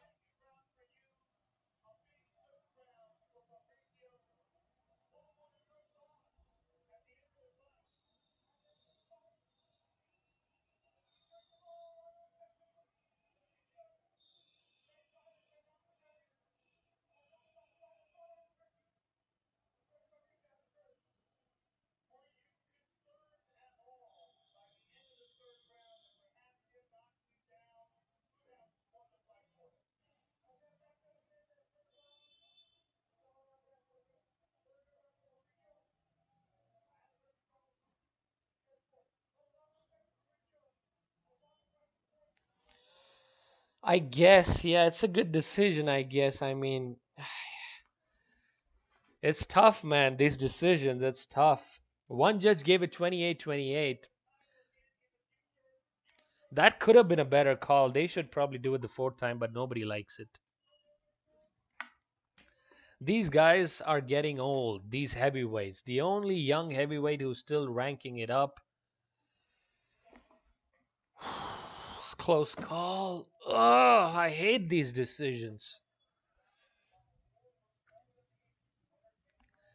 But I mean, Fabricio did not finish Alistair, so that's a fair assessment of what happened. And if you look at round three, I mean, round three is clearly Fabricio's. Let's look at round two, what happened. Let's look at this a little closely. What? Round two was clearly Alistair's round. Okay, let's look at round one. Round one did not have a lot of action, so it's pretty dumb to assess it. I don't know, guys. I don't know. It's up in the air. Maybe the Reem did get it, but it is what it is. The Reem wins by majority decision.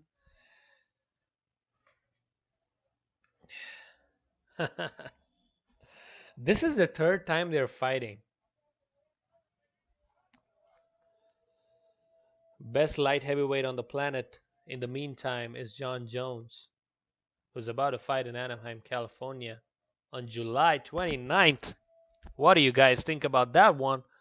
Is DC having any chance in this one?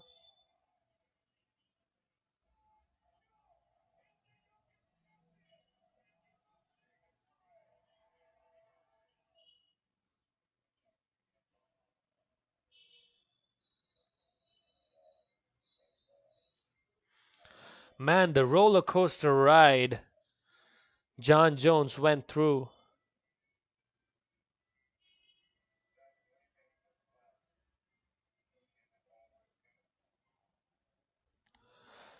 Whew. Imagine if Jon Jones finishes DC and then moves up to heavyweight to teach these heavyweights how it's done. Man, that would be so gangster of him. I don't rule it out of the picture altogether right now. I'm telling you. These heavyweights are getting old, and Jon Jones is just about turning 30 this year. If anybody could do it, and do it legitimately at the heavyweight level, I think it's Jon Jones. And I think as he gets old, probably it's the right move for him, but he says he can make 205 easy.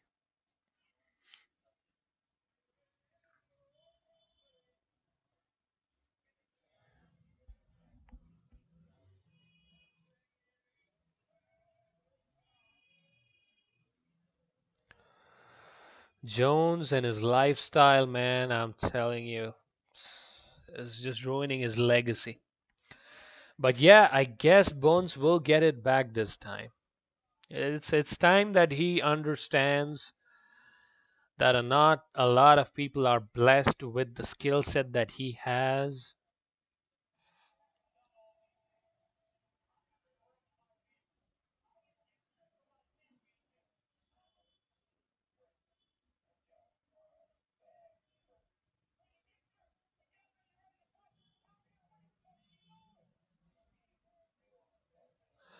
DC is working on that cardio, I heard. So I guess he should get it back. But man, the first fight was really interesting between Jones and DC. Because Jones just proved how different he is from other fighters in the championship rounds. He just gets it on people, man. Round 3, 4, and 5. If you're not yet put away, it's just going to be Jones. Meanwhile, Christian Rayleigh says, who you picking, Whittaker in fight? I'm picking Romero. All right. It's poll time, people. Let's get the comments in. Whittaker or Romero? Let's get the comments up. Romero 1-0 as of now. I'm going to pick Romero 2, even though it's a really tough decision for me. Looking at Bobby Knuckles, the Reaper has got some serious hands early in the fight. But I still got to pick Romero here. So that's 3-0. Pedro Sarhinghausen says he can shove his whole fist up his ass. Okay? Okay, Pedro. Okay. Nobody wants to see you shove your own fist up your own ass. Kede Eluta. Luta is not available. Jose Nunez. I hope you're not related to Amanda Nunes. Thomas Wilson says Whittaker. So 3-1 for Romero as of now. Dazed says Romero and Whittaker. He likes both of them. But Dazed, you got to pick one, man. You got to pick one. It's time. It's poll time here. Come on, MMA community.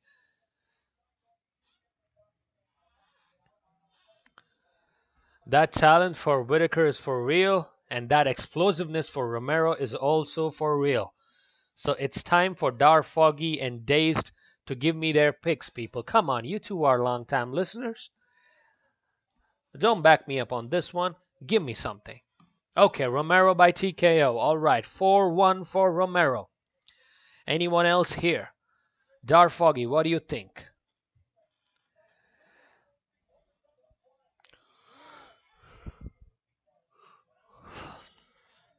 JT Hunting and Fishing, what is up, brother? A long time no see. Where were you all these days? Looks like you were hunting and fishing. No pun intended. JT, quickly, can you tell me who you got in the main event? Is it Romero? Is it Whittaker? We have 4-1 in favor of Romero right now. Dar Foggy, yet to comment. JT Hunting and Fishing, yet to comment. You guys got to let me know.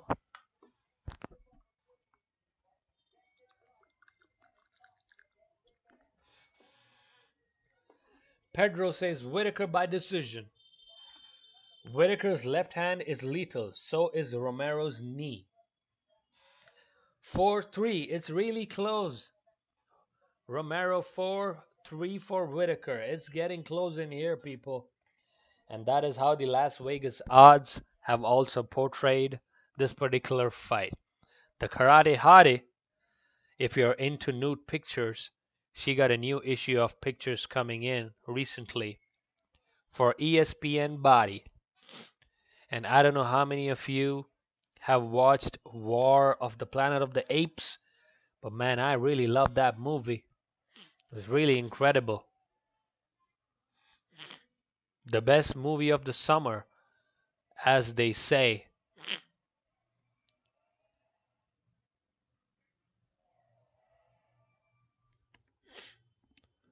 Although it's funny when Yoel gets on the mic one time and said, "Don't forget." Yeah, I agree. I remember that one. No forget Jesus. No forget people, America. No forget. Romero almost knocked out Jacare. See, almost is not good enough. Many people feel Jacare actually got that fight. I don't. I still feel Romero did enough in that fight. So who is it going to be? It's 4-3 right now. Karate Hottie on fire. Absolutely. ESPN Body. Subscribe if you have money and you're not poor as me.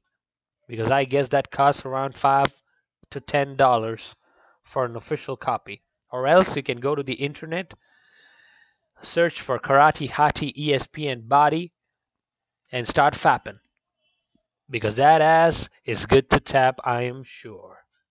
But we're not here to talk about Karate Hottie. We are here to talk about the main event for the interim middleweight championship. In the meanwhile, a quick update to all the listeners. Michael Bisping is probably going to fight GSP. They're probably looking at rescheduling that fight because GSP called out Michael Bisping once more. And looks like Michael Bisping's knee is healing up okay. So I'm expecting UFC 216 or 217, probably. Should be a good time for them to fight. And by then, these people, Yoel Romero and Robert Whittaker, would have recovered from their injuries, which will happen in this fight. So that'll be a good time for December for unification of the middleweight championship. Robert Whittaker, solid left hand. Yoel Romero, explosive left hand and knee. Our listeners are split down the middle. 4 people have gone for Romero, 3 have gone for Whittaker. It's pretty close.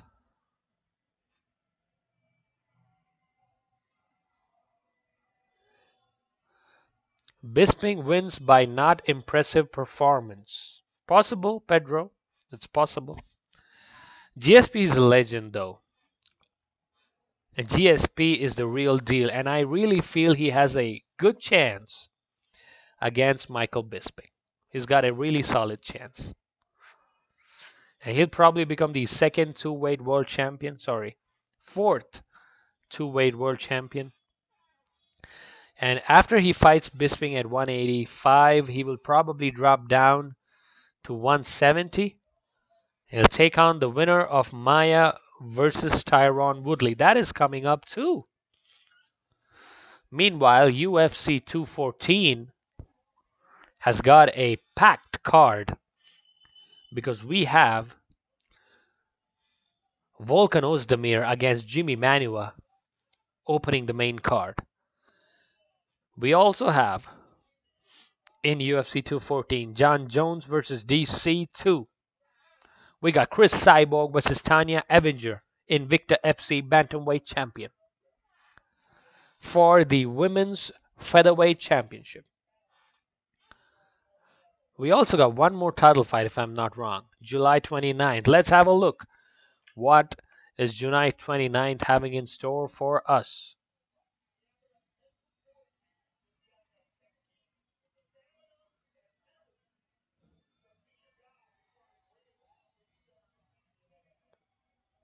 Let's have a look at this card, guys. This one is a packed card before Romero enters the octagon.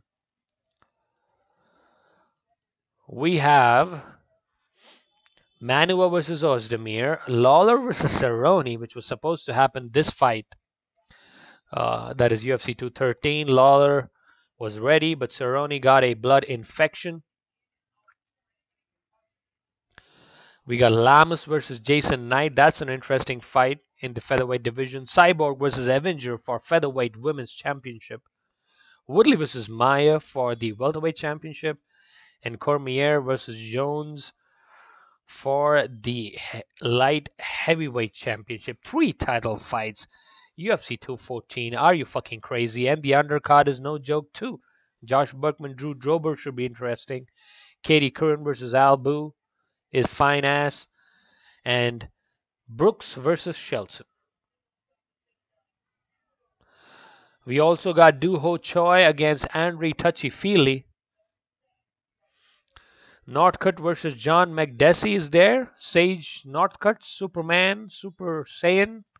I don't know what they call him, but he's back. Moicano versus Ortega is going to be a good ground war. And Aljamain Sterling versus Henan Barao has got potential to be fight of the night. UFC 214, no joke.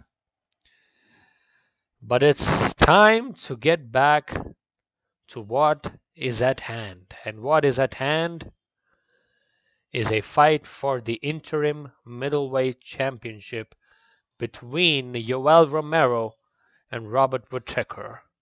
Sage Northcutt is going to be fighting there. Cowboy for sure. Not so sure there. Yeah, Doo Ho Choi is a little suspect, guys. Doo Ho Choi in UFC 214. Don't put money on it because he went to war with Cub Swanson last time they fought. So don't put money on it. Looks like Yoel Romero is having the octagon jitters. Maybe he's feeling the nerves. Robert Whittaker was on it, man. I'm telling you, looking at early impressions. Looks like Whittaker is on the game.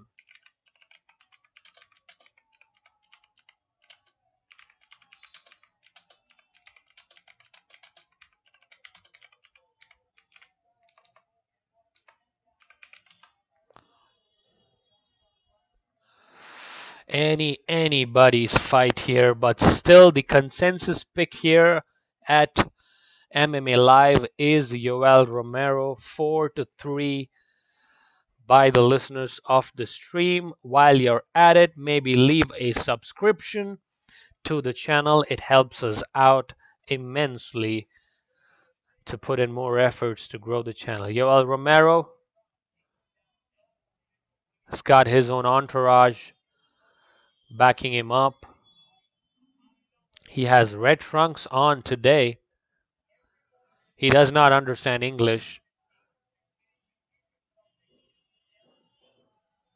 The soldier of God.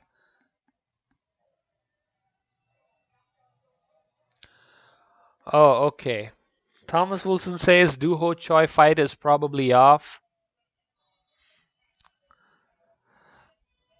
Man, Romero looks a little off. I don't know, for some reason.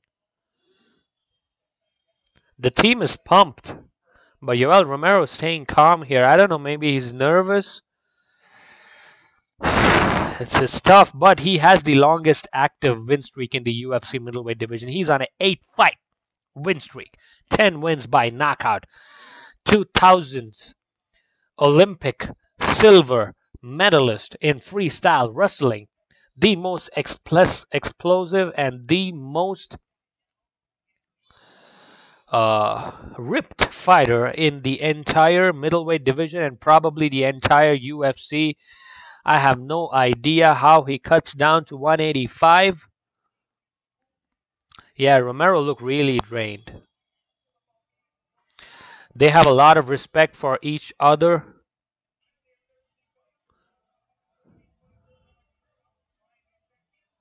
And he does his trademark backflip in the octagon as usual. Hopefully Romero recovered from the octagon jitters by now, because I am not feeling that good about Romero right now. I'm telling you. He looked drained at the cuts. Michael Bisping, he's talking to Michael Bisping right now. He is sitting cage side and he's talking to his coach. He's facing Michael Bisping and he's looking at the belt. So I guess my expectation is whoever wins this fight, they're going to announce a unification bout in the ring today. That is my prediction. If anybody wins this fight, unless it goes to a draw, it will. They are identical, people. They are identical in everything except the age. There is a difference of 14 years in age between Whittaker and Romero. Romero's 40. Whittaker is 26 only. Bright future ahead for Whittaker. He's fucking someone, Romero, right now. He is doing the missionary position. Robert Whittaker couldn't help but smile. Yes, if Romero wins, we got a fight, guys. Romero versus Bisping will be the funniest shit after McGregor versus Aldo. The referee is Big John McCarthy. So you can be safe and sound in his hands, one of the most experienced. Meanwhile, Romero's rubbing his ass against the cage where Michael Bisping is sitting. It's so hilarious. The romance is real.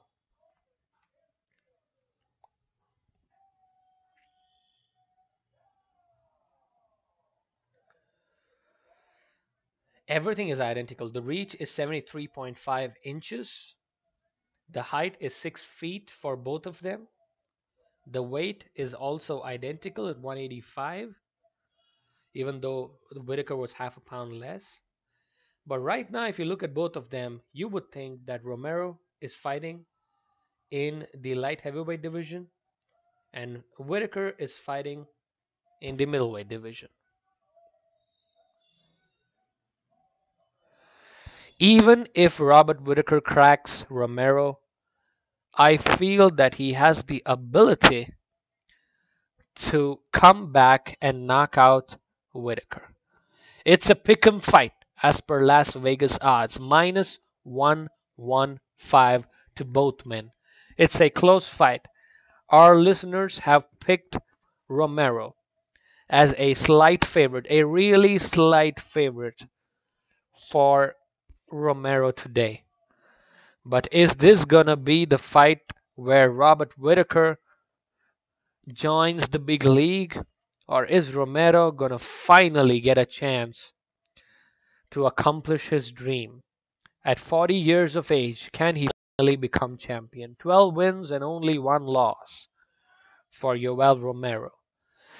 The only concern that I have is how well is the wrestling defense of Whittaker.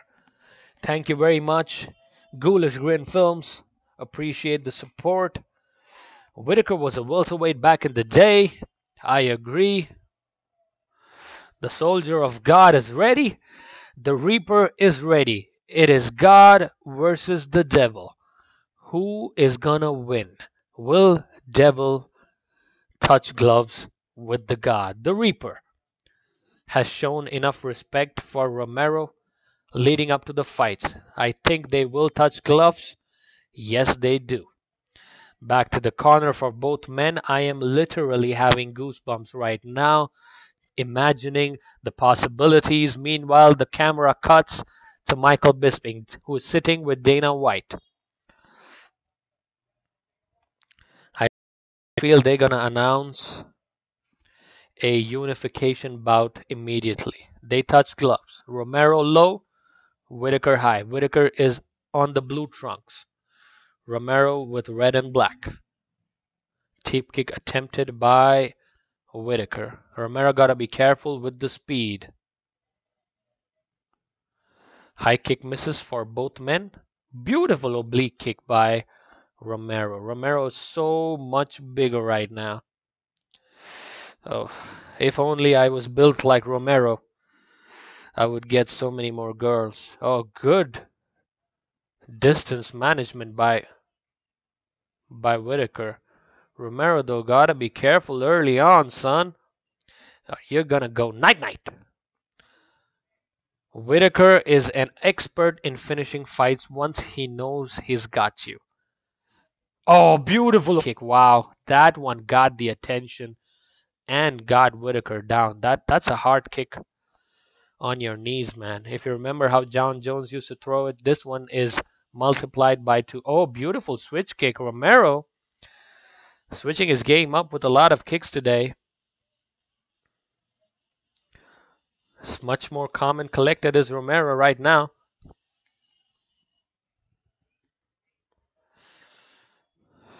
Whittaker got to get some action going here. He has to get in the pocket. Beautiful teep kick. I have no clue why Romero is not engaging in the wrestling here. He has got such superior wrestling.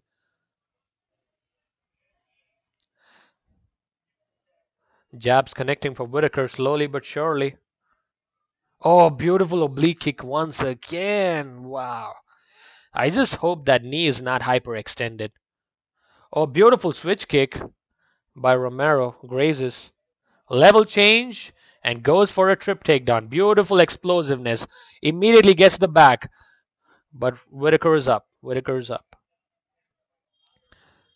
Wants to go for that trip again. Romero is very heavy on the body. And they disengage. Good connections for Romero here early in round one, and he is leading the proceedings as of now. 3 beautiful oblique kicks with a good connection to the ground.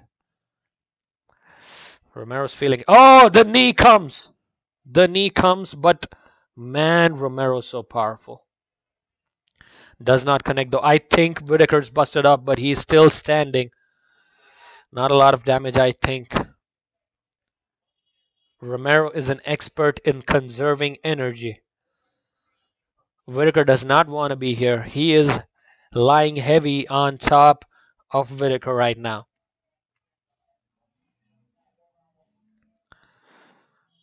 Oh, shoulder pop. Whittaker gotta make something happen here, guys.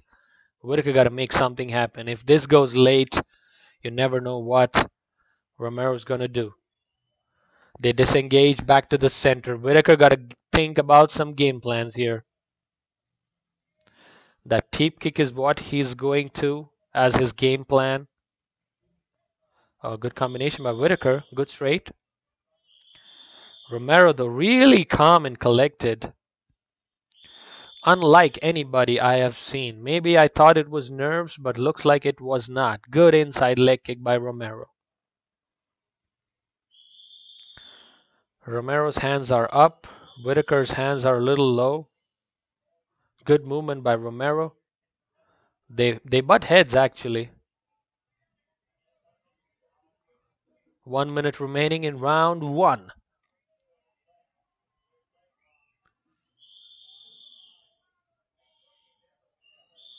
Good push kick by Whittaker. I'm probably going to give this round to Romero. Unless something significant happens, because I feel the kicks. Romero got to be careful, man. Whittaker's got some explosiveness of his own. But slightly ahead, Romero as of now. Oh, beautiful takedown once more. Pressure. Again, they clinch up. Good knee to the body. Oh, beautiful inside leg kick. Hard one. Whittaker's feeling. Oh, switch kick. Romero says nothing happened, bro. 10 seconds remaining. That's one round in the books for Romero. That leg kick's hard. Robert Whittaker's feeling it. Whew. Robert Whittaker's leg is battered up, man. I'm telling you. It's battered up.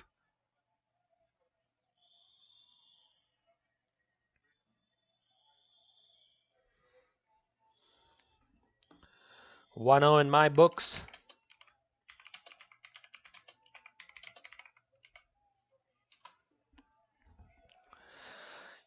Three oblique kicks, one or two solid inside leg kicks, and one takedown, and good control in the clinch.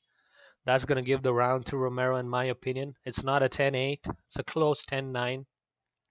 A solid 10-9 for Romero. They back up. Round two in the books, about to start. That hyperextension of the knee.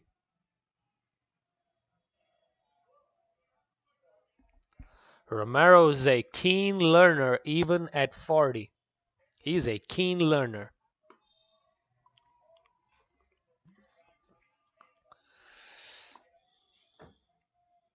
Again, Romero pressurizing Whittaker. Whittaker who wants to go on the back foot. Romero stalking his prey. But Whittaker is called the Reaper for a reason. Good high kick. Romero takes it. Romero's head is made out of granite.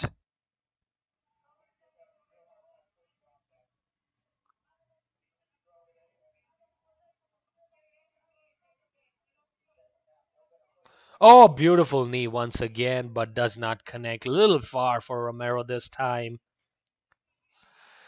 Romero has a solid left straight and a powerful flying knee.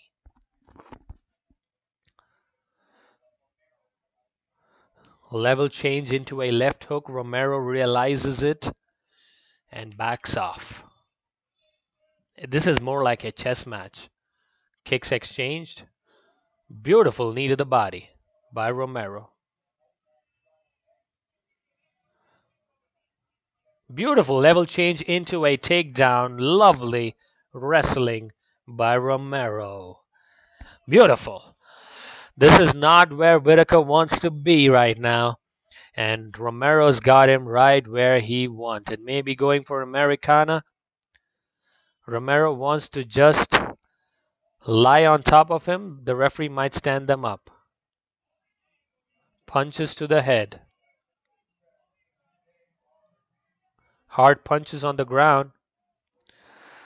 Whittaker gotta be careful, man. Whittaker gotta be careful. Romero's got a solid ground game, and he's gonna lie on top of you like this all day. All day, every day. He is holding on to Romero, but that is not allowing the referee to stand up the action yet.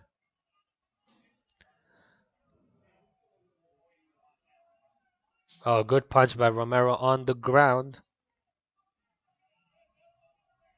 Wants to go for a choke.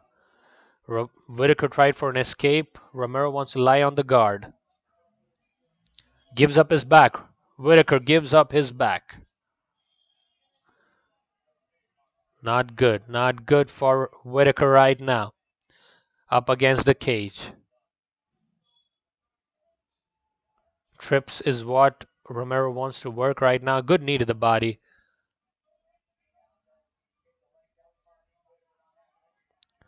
Whittaker not really sure what his game plan is gonna be. This is 2 solid rounds in the book for Romero. Reversal of position for Whittaker. Modified over-under against the cage.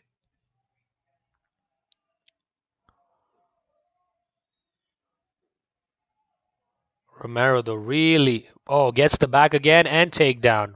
Explosiveness 101 by Romero. Whittaker wants reverse position again, but does not have it yet. Good solid control by Romero while he's recovering.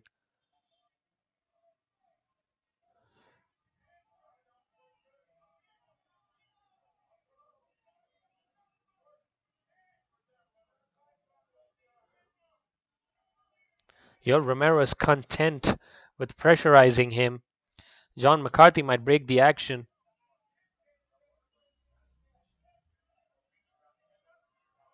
And they break the fight back to the center.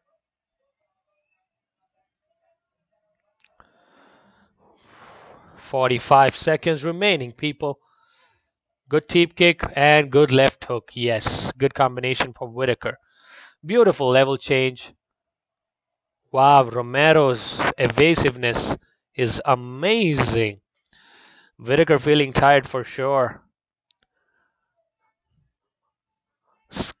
Aggressive over for Romero right now.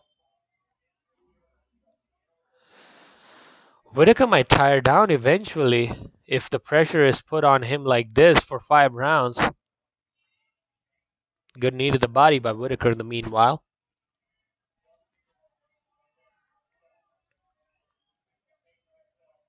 Oh, beautiful trip. Beautiful trip by Romero. And the round comes to an end. Another solid round for Romero here. Unless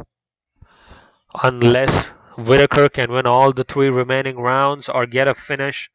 This looks like Romero's coming home party here, ladies and gents. Romero 2-0.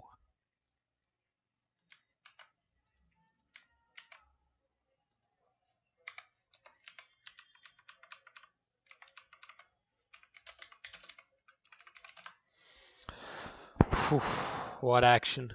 The coaches of Whittaker giving him some advice on the game plan. They are also talking to each other, so I guess they're not really sure of what to do here. Whittaker's breathing a little heavy here.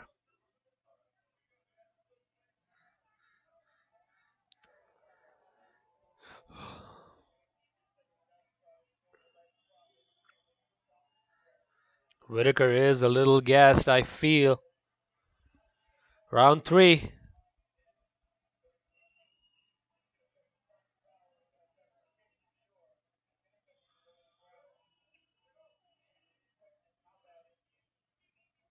Looks like the leg might be injured for Robert Whittaker because of the leg kicks that Romero threw. Good teep kick by Whittaker. He is not standing as strongly as he used to regularly. He's very ginger on the feet. Here's Whittaker. Good jab by Whittaker once again.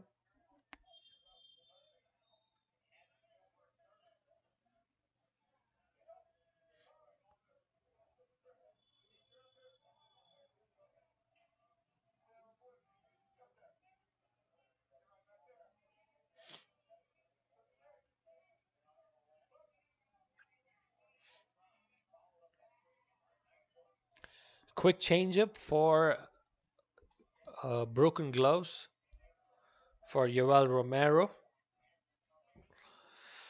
I don't know why Robert Whittaker wants to go for that teep kick. He's throwing it from far out, man. A beautiful level change, but does not connect with the takedown, does Romero. Oh, good combination by Whittaker. Got the attention of Romero now.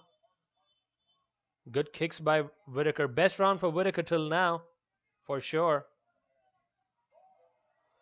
Beautiful connection for Whittaker. Romero's in trouble, but he's back up. Romero's relaxing a little too much. Whittaker's feeling it in this round.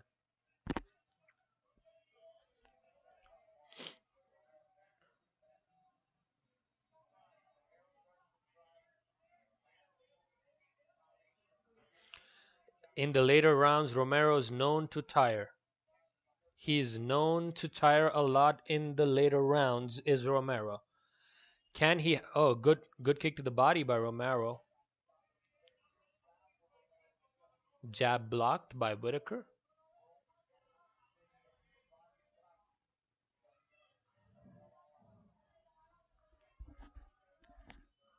Wants to go for that flying knee for sure.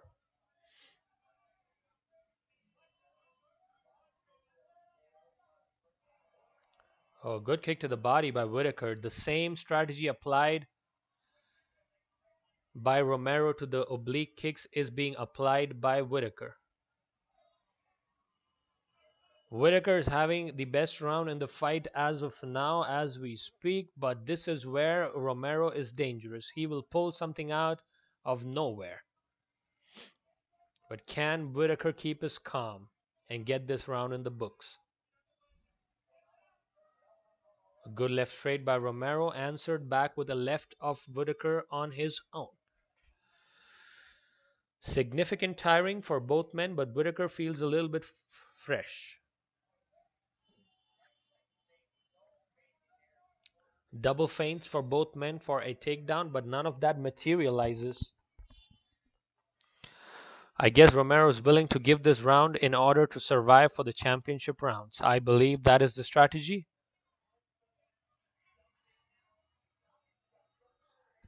A lot of good feints and head movement for Romero in this fight. I gotta appreciate that. Romero has to throw a little bit more hands. That's all I feel is missing. Though Romero's got a solid chin, he still has to be throwing some output here.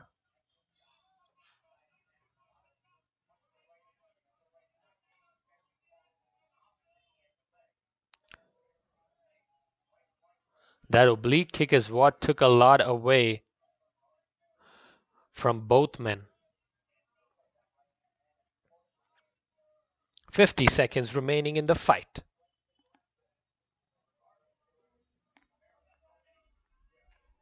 All right, his nastiness gaming is a fan of Romero. 45 seconds remaining. This is a Whittaker round till now. Easy Whittaker round. 2-1 for sure. Oh, good oblique kick again. Whittaker's kicks are working here. Yoel Romero gotta be careful. He has to throw some leg kicks of his own that worked in the first round. 20 seconds remaining. Solid round for Whittaker, but still does not take away from the fact that Romero has already won 2.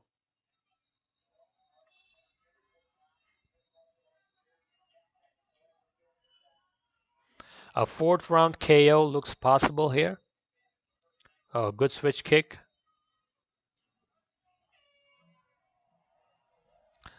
The left and right connected at the end, but Romero was a little wobbly and he recovered.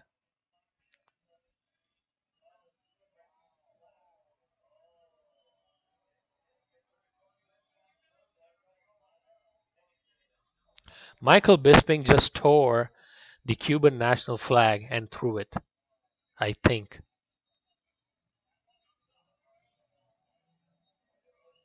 Michael Bisping is if not the greatest, is one of the funniest guys to ever work for the UFC.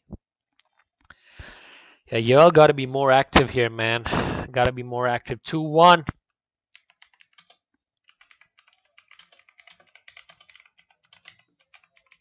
But he is tiring. Robert Whittaker is surging. Yoel Romero is tiring. And this is generally the moment where you expect a flying knee.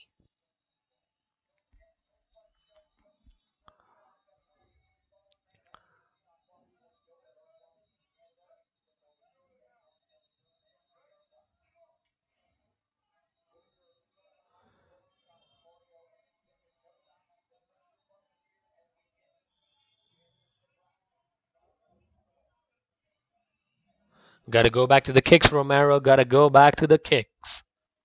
That was what was working in the first 2 rounds with some good combination. It's time to flatten the tires out of Whittaker. Oh, good high kick, but Romero just takes it. Ugh. Level change and takes him to the ground. Beautiful wrestling by Romero. Beautiful control. Gives up his back, Whittaker. Solid high kick to the head, and Romero just took it. Most people get knocked out by that high kick. Similar to what Jacare got hit with. Beautiful pressure by Romero, going back to his roots in wrestling. This is not good for Whittaker here. Overall pressure on top by Romero. Good knee to the body. Meanwhile at it.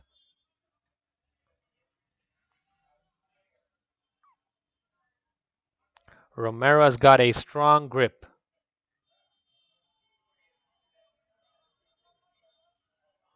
Solid pressure from the back for Romero. Good knee again. He's down. But back up. Romero wants to switch into a double leg. Good knee to the body. They disengage.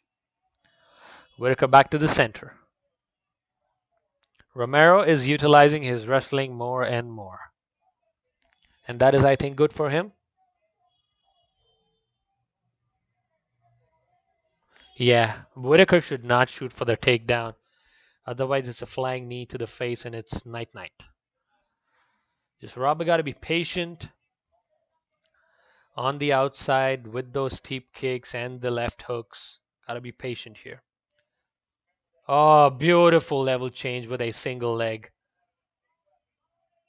Wrestling is a big weapon in Romero's arsenal. Nobody is prepared for it. I don't know why he strikes. He's a Olympic level silver medalist. He's got good hands nonetheless, but his wrestling is one of the most explosive. Good back and forth round, but right now Romero's leading the 4th, in my opinion. And if he implements the same game plan, oh, good knee to the body. Got the attention of Whittaker. Romero feeling much more comfortable in round 4. And if he wins this round, he will be ahead in the books of the judges.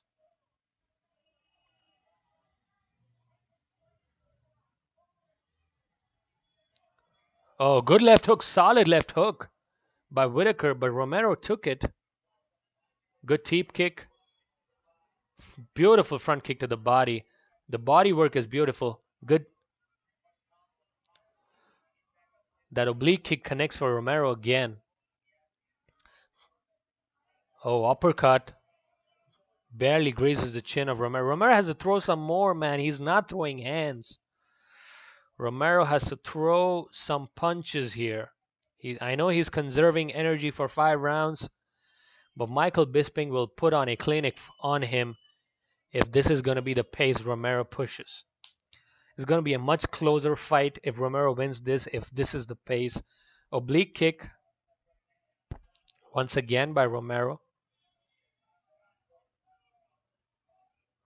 Beautiful connection. Does not get the takedown.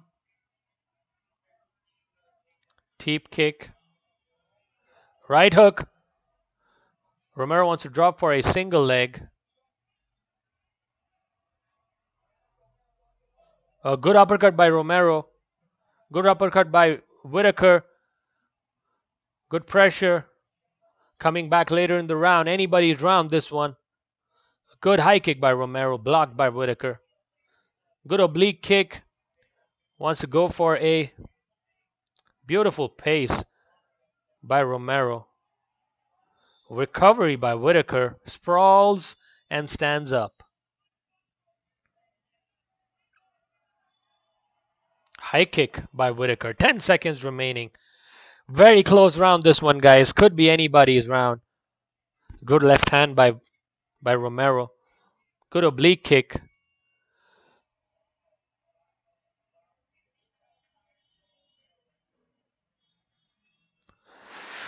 Who would have thought this goes to 5 rounds? Oh my God.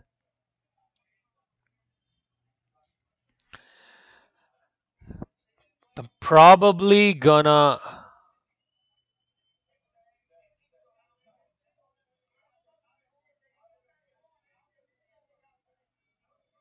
Romero's tired, man, I'm telling you.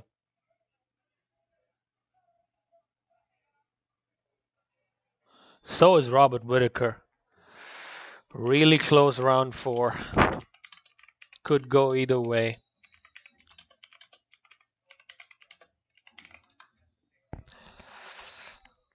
Yeah, I'm leaning towards 3-1.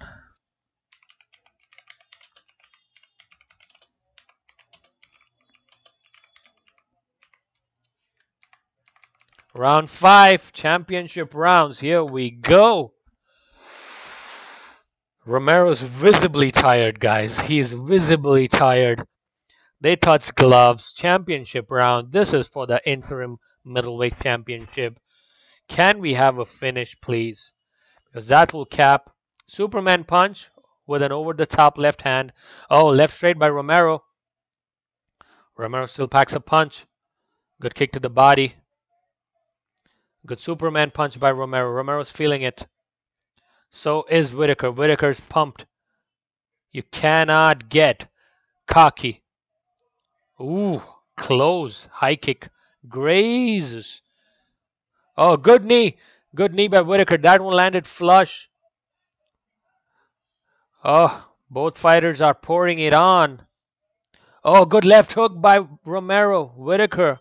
Gotta be careful, boy. Gotta be careful. Oh.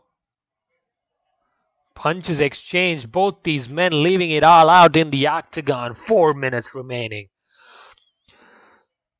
Sitting and exchanging. That is what these men are doing. 2 fighters fighting. Kick to the body. Romero has to get back to the kicks. That is what gave him most success. Teep kick to the body. Oh, high kick. Blocked by Whittaker. Exhausted these men are. They are exhausted. Romero, though, still gasping for air. Whittaker, not a lot of output in round 5. He gotta pour this on. Good left hook exchange by both men. Good oblique kick by Whittaker. Whittaker wants to go to the body again and again.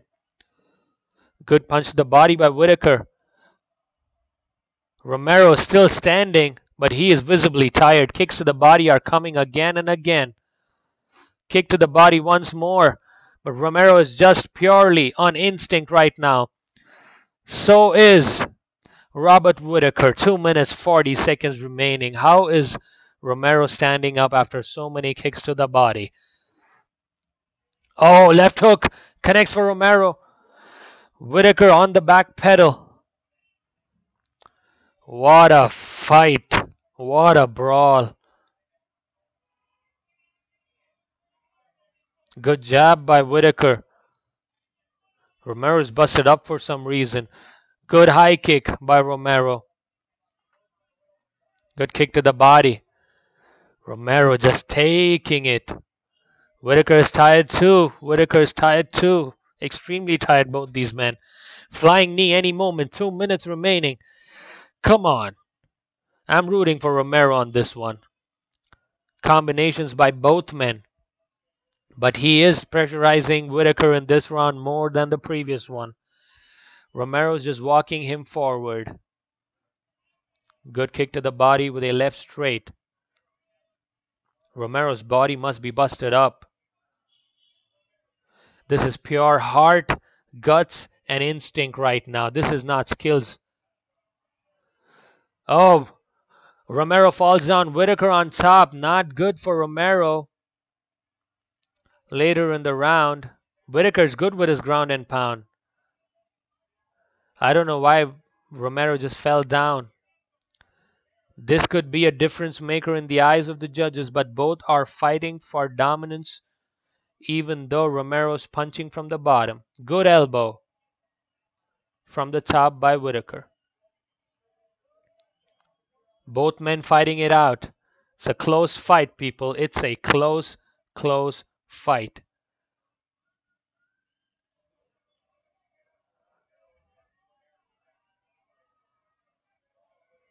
This could go Whittaker's way just because of this round, and if the fourth round goes in his favor.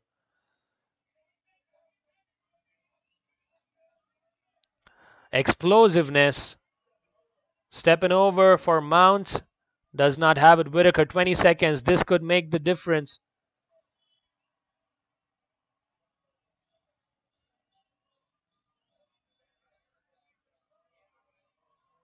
Elbows by Whittaker. Romero trying to get up. Trying to get up to his feet. 10 seconds remaining. Solid performance. What a fight. What a fight. Man, I don't know what to say here.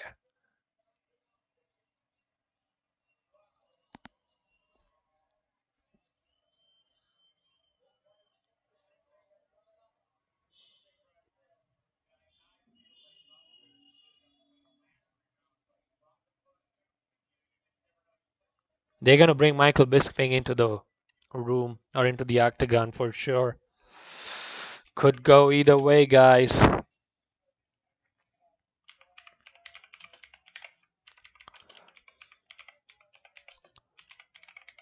Could go either way.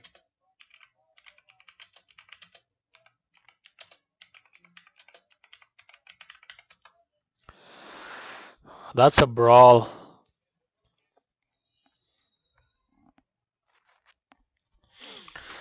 I don't think it's going to be a unanimous decision here. I think it's going to be a split decision.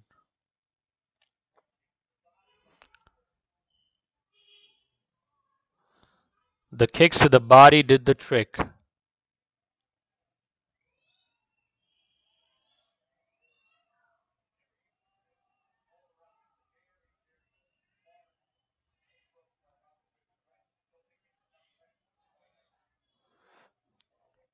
Good show of respect between these two gentlemen. I just have a feeling they might give this to Romero just because of the comedy which is going to happen with Michael Bisping. That's a fairer fight in my opinion. 37 and 40 years old. Michael Bisping is inside the octagon. They are controlling Michael Bisping right now before announcing the decision. Thank you very much, Thomas Wilson. Really appreciate it. Whew, it's pumped up moment. Let's hear it.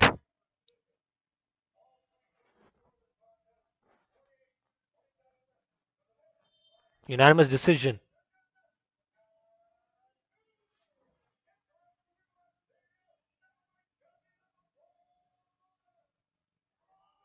Robert the Reaper Whittaker is the winner by unanimous decision. Wow.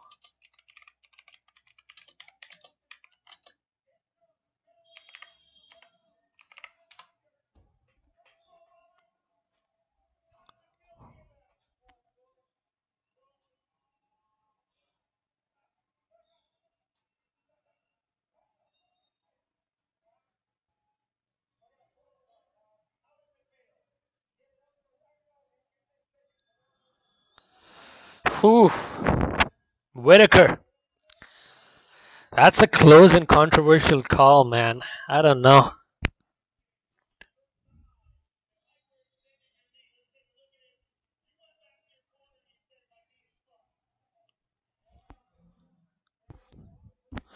But props to Robert Whittaker, man. Props to Robert Whittaker for fighting through those 2 early rounds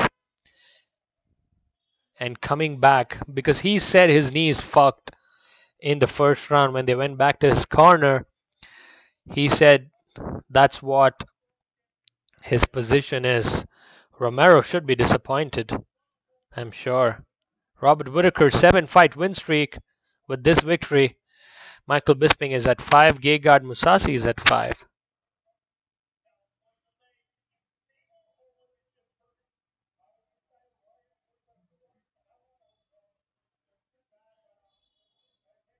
But man, what a young and up and coming talent, man. Gotta give it up to Whittaker in Australia. I know these controversial decisions go the way of Australians and New Zealanders. Jeremy Hahn won against Manny Pacquiao.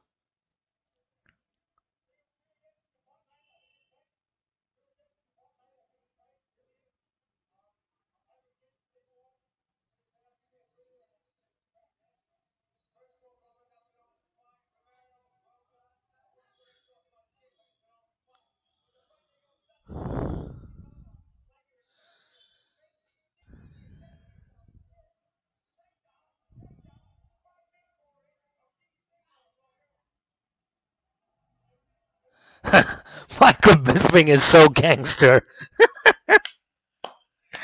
Michael Bisping just dropped his belt on the middle of the octagon and said, "You know what, you motherfucker, you better fight me for this. You're not the real champion." Michael Bisping is the funniest, man.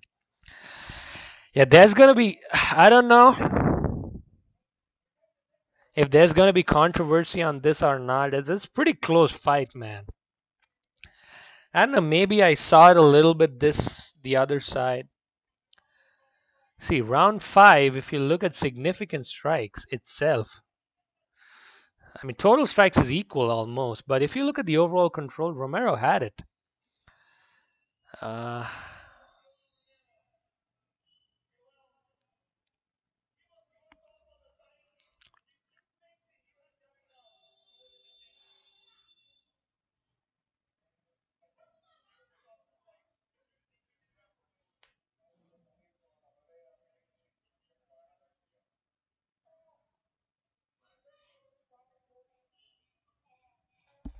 let's listen to Romero here, meanwhile.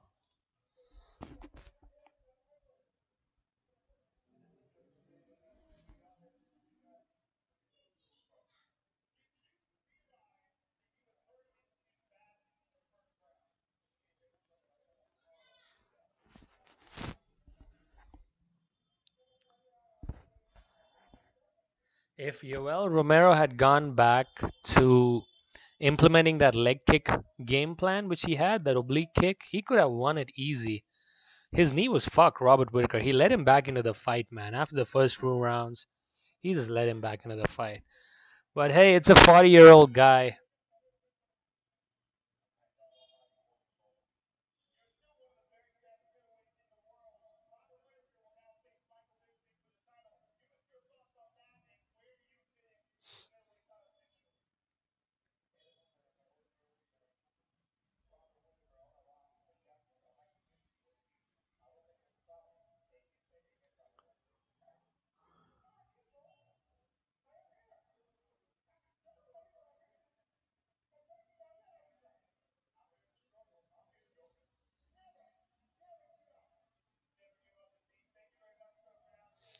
And Yoel Romero has got some heart, man. Whew. That's gonna be a wrap, ladies and gents. Thank you once again for all the listeners who have had the patience to join into the stream and support the channel. Maybe leave a sub while you're at it. This is Harry from MMA Live, and we will be back next week with another UFC Fight Night card live from. Let's look at what's scheduled between Gunnar Nelson and Santiago Ponzinibbio. That is the fight card which is going to happen next week. And that's a Sunday. So that's going to be probably Monday morning for me or Sunday late night. So we have Cynthia Calvillo, Joanne Calderwood. We got Stevie Ray and Paul Felder. Jack Marshman, Ryan James. Khalil Roundtree versus Paul Gregg.